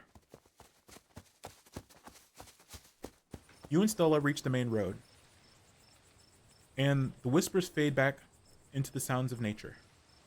It sounds like they stopped following us. I certainly can't smell that stench anymore. I should get reception now that we're back on the main road. Let me find my phone so I can call the sheriff. You feel a buzz in your pocket. We need like a truly immersive body cam horror survival game. The end of the game, he just puts his badge, walks away, and goes, "I'm keeping the gun." Miss 6 calls from Tabitha. Uh-oh. And 13 text messages. Uh-oh. Caller, text her you're okay. Tabitha's been blowing up my phone.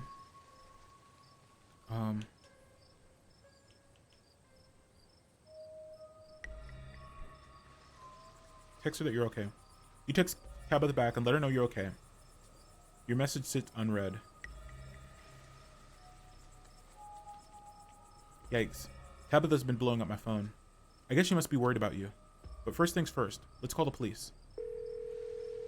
Hello? Earl? It's Stella Richmond. I'm up the mountains on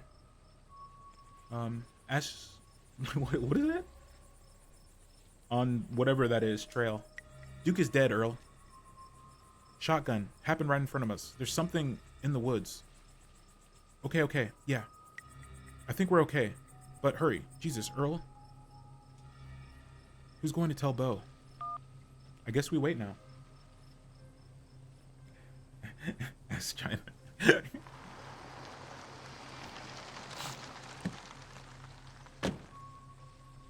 It takes a little while, but eventually a patrol car arrives on the scene. Out of it walk two sheriffs, Sheriff Hugby and a friendly old man, Deputy Franklin, a serious man wearing sunglasses, despite it being the middle of the night. Oh, I already hate this guy. I already hate him. See, right here, a thing jumps out of the woods, and then the shotgun goes off. What in Sam Hill? What is that? Some kind of Pillsbury doughboy? Could have been a naked maniac. No, there's more than one. They chase us through the woods. Whatever they aren't human. And they killed Duke. Nuh-uh. Uh-huh. Now we're gonna have to confiscate that camera, Miss Richmond. If you don't mind. This is evidence. Okay. Let me turn it off to save the battery. You notice Stella pops something out of the camera and slides it into her sleeve. Here you go, Deputy Franklin. The cop with the glasses kind of looks like he walks across the street to tell you can't film there. True. We'll get a team out here in the morning to retrieve the body, but for now, Sheriff Hugby and I, please call me Earl. Don't you think wildlife are gonna, like, mess with the body? Earl and I will escort you. Who are you exactly? That's Timma. He came into town today for the funeral. Oh, right. Sure. We'll escort you both back to town. There's a naked maniac on the loose. It's best you don't walk back on your own. It wasn't a... Never mind. Why aren't you going out there tonight? There's a dead body in the woods. Those things out there could attack someone else. Well, it ain't exactly like old Duke's going anywhere at this point. He'll still be out there in the morning. We only have a skeleton crew at the moment. Monday nights are Deputy Dirkson's bowling night. We'll be on... I mean, you cancel bowling night if there's been a murder in your town. We'll be alert for any more reports of naked maniacs, but retrieving Duke will just have to wait. Now, if you'll so kindly step into the vehicle. Do we have to ride back with you? Can't we just walk? Those creatures left. We'll be fine. I'm afraid I'm going to have to insist, for your safety. Stella sighs. Okay, thank you. You can ride up in front with me, little lady. That is, if your mama permits. But what about Stella? She hates being in those wheeled contraptions. Sure, Earl. You can get a hold of Gretchen on the way back to town. Cops usher you and Stella into the back of their squad car. You are just the cutest little thing, Miss Gretchen. Yes, you are. Sheriff Hugby pats Gretchen on the head affectionately, but she remains wholly focused on Stella. A worried look stretches across her little pug face as Hugby scratches behind her ears. Stella is quiet and stiff next to you, back rigid, as she stares out the window, jaw clenched. Oh, my poor Stella. Neither one of us likes these awful metal beasts. If only I was able to comfort her. Confound this old man, who reeks of coffee, for keeping us apart. Hey, Stella, you good? She doesn't respond. Place a comforting hand on her shoulder.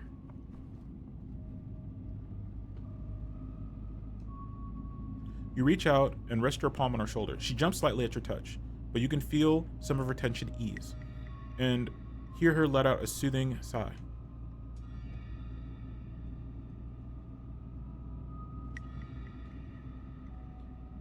Remain silent. You sit quietly, watching the trees pass by in the light of the headlights. Every now and then, you think you see a pale, anguished face staring out at you before it slips back into the darkness.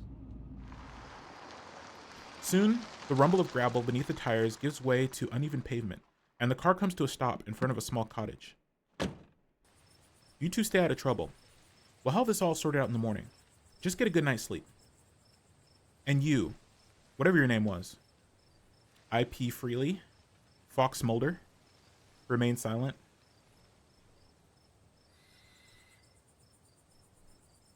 I mean, you should probably know our names. We've just witnessed a murder. Tema. Sure, you're in town for the funeral. Good. Don't you go leaving before then. I imagine we'll need to ask you a few questions about everything you've seen tonight. Stella, keep an eye on him for us. Make sure he doesn't get into any more trouble. Y'all have a good night now. Bye-bye, Gretchen. And y'all have a lovely evening. If anything gives you trouble, you know how to get in touch. And here you are, back in town, away from the woods, with no one but Stella in sight. Holy shit. Why the hell would you ask if we could walk home?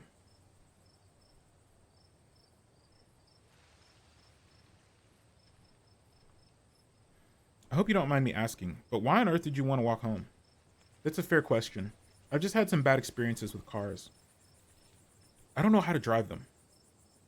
And I don't like getting into them unless it's literally a question of life or death. Which I guess tonight was. Sorry if I weirded you out. Good night. They seemed a little blasé about everything. Virtue, hello! How's it going? Happy weekend? It's going well. It's going well. I did get called by work earlier, so hopefully I don't get called again. So far we're so good. Yeah, I've been looking forward to streaming this.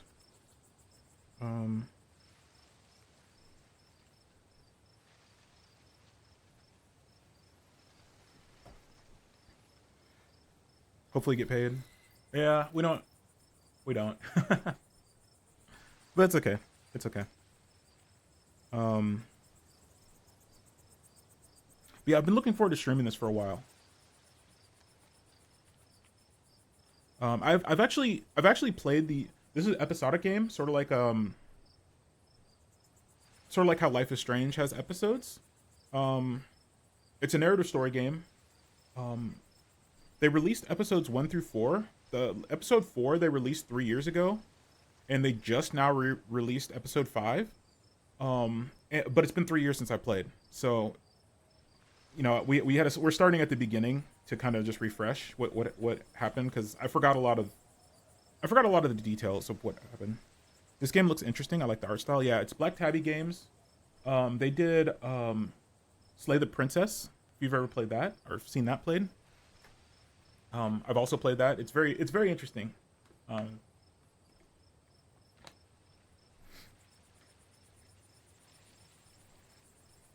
I've seen that one. Yeah. I believe this game is hand drawn. I believe this is a hand drawn game. But yeah, it's a pretty interesting game.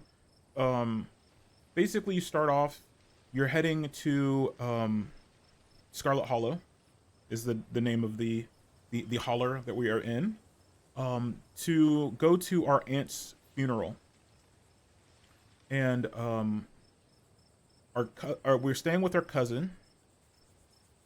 She's got she has inherited the family manor, which is this dingy, decrepit, rundown mansion, and she's basically running the family business, and we're attending this funeral, and some kind of eldritch horror thing is going on in Scarlet Hollow. So yeah, if you're planning on playing it, yeah, feel free to mute the tab if you're planning on playing it, so you don't get spoiled. But yeah, we just one of the locals got attacked by some kind of creatures, and Duke, one of the locals who was hunting for what he thought was mountain lions, something is eating his chickens. We found one of his chickens, and it appeared to like have some kind of growth, some kind of creature growing in it, and then we got attacked by some kind of other creatures, and he ends up getting shot with his own shotgun. So the creatures are fighting him, and somehow shotgun ended up hitting him. They seemed a little blasé about everything, so we called the cops. And they were just like, yeah, we'll take care of it tomorrow morning. I can't believe they're waiting until morning to even start looking for him. Who knows what those things are doing to his body right now? I believe they are well-intentioned, if in and over their heads. We have a few skills. One of our skills is being able to talk to animals. So Gretchen is the dog, is the pug. No one else can talk to animals, though. And what's worse, I think they implied that you're a suspect, even after we showed them all the footage. The truth will get out. They have to pin it on somebody. I'm screwed. They clearly didn't believe us. And I doubt the footage will help clear anything up after all. These may be my last few days of freedom. I better get used to them. I'm not gonna lie, the deck's a little stacked against us right now. But it's okay. I'm not gonna let anything bad happen to you. Nor will I. Oh yeah, the dog talks like a Southern belle for some reason. Nor will I. Though, I have a little understanding of police work. I was there, I filmed the whole thing. At the very least, it'll never hold up in court. And it won't get to that point either, because we're gonna do a little investigating of our own. We gotta find out more about those things. If we can get clearer footage, or better yet, trap one of them, there's no way that they can blame you for what happens. The library doesn't open for a while, but I've read every book on cryptids. And, I've read every book on cryptids they have, and they never came across anything like this. There is someone in town who might have some useful information. My friend's mom. Her place isn't far. We should head over now before it gets any later. Sure. Let's keep this nightmare going. I should check in on Tabitha.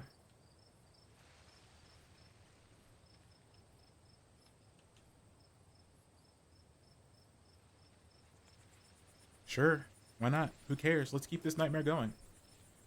I think you'll be feeling better as soon as you have some tea. I always leave her place feeling lighter. Come on. She's just down this way. I hope she's still awake.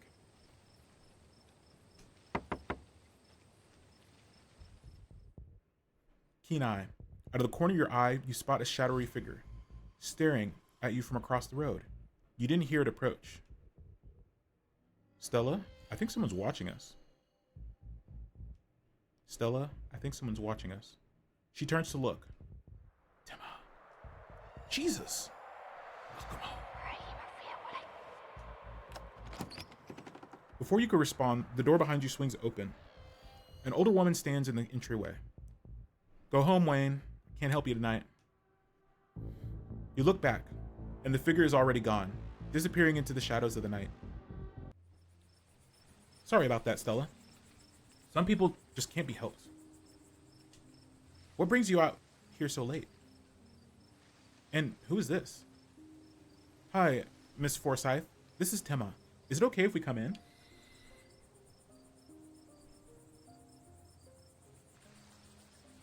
Of course. Of course. You're in luck. I just put on water for some hibiscus tea. And for goodness sake, you can call me Sybil. You're an adult now, after all.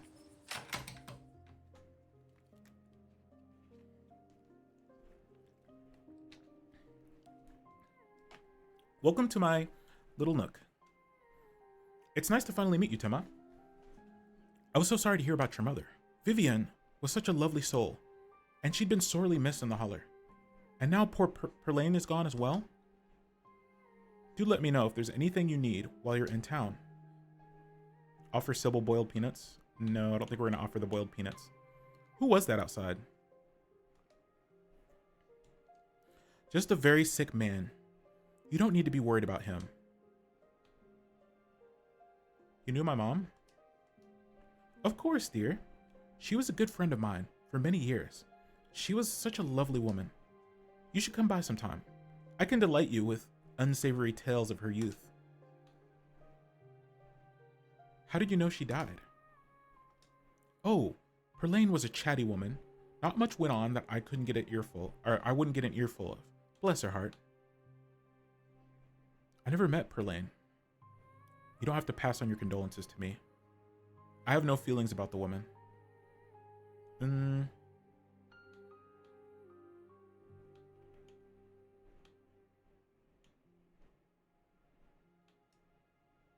We need your help? Ah, yes. I suppose pleasantries could wait for another time. What's got you here so late? You seem troubled. You know about weird stuff, right? Unexplained stuff? Go on.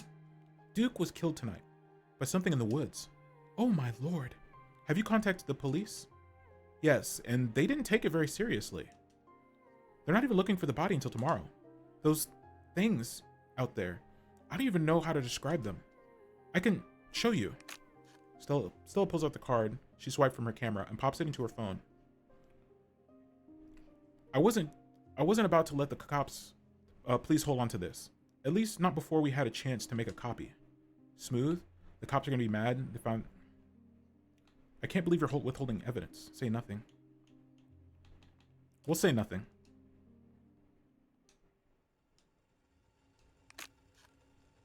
Where was this? Up in the mountains, to the northwest. Within the town limits? Yes. I see. Is there a way to make the video bigger and louder if you can? I need to plug the memory card into a computer. I can go back and get mine. No need. Kanika should still be awake. She can lend us hers. Kanika? Are we saying Kanika? You better come with, Stella. I'm sure she'll be more than willing to help a friend, their nosy mother. Can you do something about that pot? Kanika's door is covered with stickers. Their edges frayed from recent, but failed attempts to remove them. This was a childhood room someone was unhappy to return to. Kanika, come out. We could use a little help. What, Mom? Oh, hey, Stella. And Gretchen. Who's a good potato? Kanika, it's me. I'm the good potato. I most certainly hope I am. And a stranger. What are you doing in my house? Offer Kanika. No, I don't think so. Hi, I'm Timma.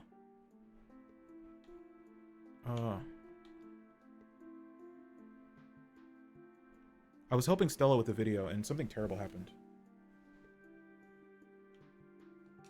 Hi, I'm Timma. Tabitha's cousin. Oh, great. Sweetie, we were wondering if you can borrow your laptop. Stella and her friend have a video to show us. It's really important, Kanika. Okay. My room's a mess. I'll just bring it out. Heads up, Kanika. This is graphic. Duke got killed out in the woods tonight. It's on the recording. Wait, are you serious? Duke's dead? Silence washes over the room as the video plays. Stella, what the hell is this?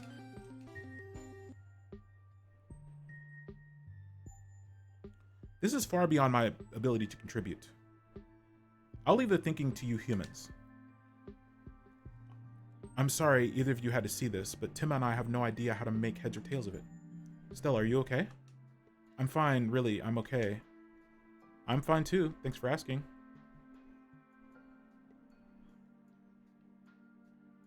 Remain silent. Poor Duke. Poor Bo. Has anyone told him yet? We talked to the police. I hope they told Bo. But Earl and Deputy Franklin didn't seem to be in much of a hurry to do anything. I'll call them later tonight. But for now, we have something far more serious to discuss. More serious than a man's death? I didn't like Duke anyway. I agree, those things are still out there. And as long as they are, more people are in danger. So very true. But not for the reason you think. My grandson used to talk about pale creatures called ditchlings. She always said they were a terrible omen, a sign of suffering to come. Mom, come on. Whatever's doing this is serious. Stop scaring Stella and Temma with these... What is that, telepoo crap? Kanika, sweetie, let your mother talk. She always said they never hurt people, despite that grisly scene in the woods. But Duke is dead. Then if these are ditchlings, his death was an incident, or my grandmother was wrong. Or his death was an accident, or my grandmother was wrong. And she's very rarely wrong. Just as birds flock before a storm, the ditchlings congregate where tragedy is soon to fall. Jesus, Mom, haven't they been through enough? Do we really need the spooky window dressing? What if it's important, not window dressing? Okay, I know when I'm outnumbered. Maybe the ditchlings were here for Duke.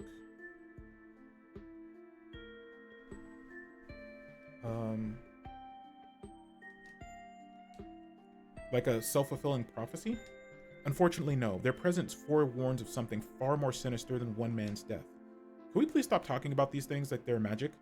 And I don't think that's a helpful way to look at things. They're obviously some type of unknown animal. The animals called them gardeners, not ditchlings. What? That's upsettingly morbid. Maybe they're like big mosquitoes, and the growths you saw are severe allergic reaction, or maybe they're parasites using the local wildlife to incubate? Honestly, that would be worse than them being supernatural. Oh dear, I've forgotten entirely about the tea I put on. Let me fix you up a couple of cups. It'll help soothe your nerves. I don't know, it's getting late. I should let Temma get some rest. I ran him ragged today, hiking and running through the woods in terror.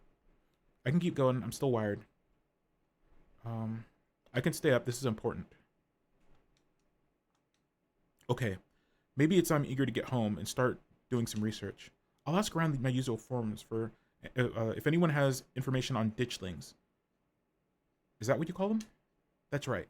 You go home now, and do try to get some rest. Don't stay up all night online. Let me get you some of my house-made peppermint tea to go. It really does wonders to soothe the soul. Bye, Stella. I'll see you tomorrow, okay? And call me if you need to talk. Thanks, Kanika. See ya. Bye, Temma. It's excellent iced or warmed. Though with these nights getting chillier, warm will probably be the best. Helps wake up the bones. Be careful out there, both of you. Sybil turns and closes the door behind her. What an unfortunate visit. Alright, let's call it a night. Mind walking me home? Well, this is me. Are you good finding your way back? Are you sure I can't stay here? I don't like the thought of having to go through that mountain road. Nod. Nervously look back at the road behind you. Nod. Cool. I'll see you around. It's not like I have much choice. Yeah, we're in this together. Yeah, we are. Stay safe, buddy. Good luck, Temma. As far as you know, those creatures from the woods have infested these trails. as well, but it's too late for you to turn around. You'll either make it back to the estate or you won't. Continue down the path. Almost home. Salvation is in sight. Make a mad dash to the door. Big cousin. End of episode 1. Oh, thank God you're back. Where have you been? I texted you back.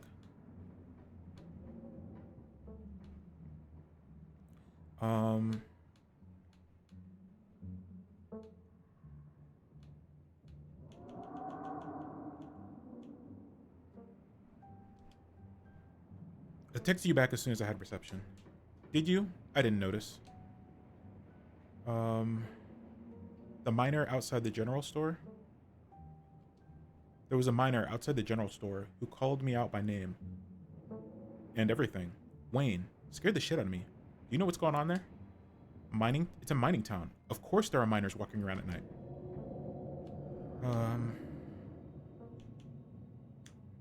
I saw horrible things tonight.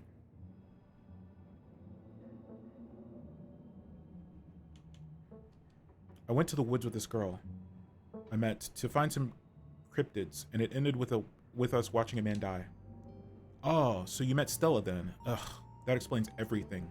And she's gotten you all worked up. I'm going to bed. I'll see you tomorrow. Okay, good night.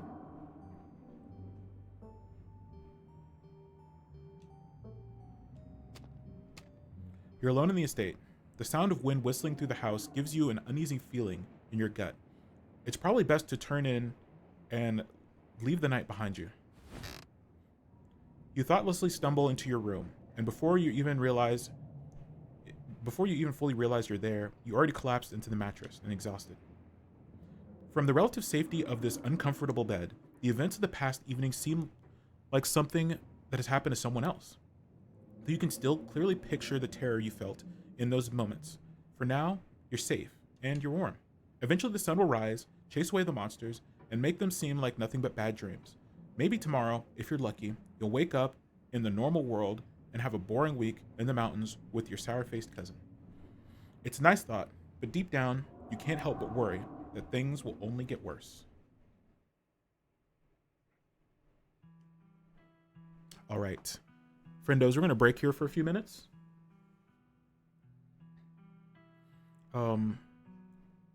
Before we start chapter 2.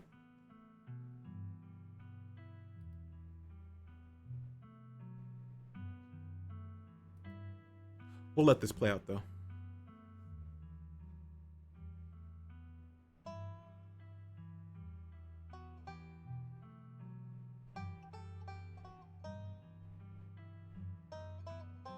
I'll actually go grab a cup of water while this is going.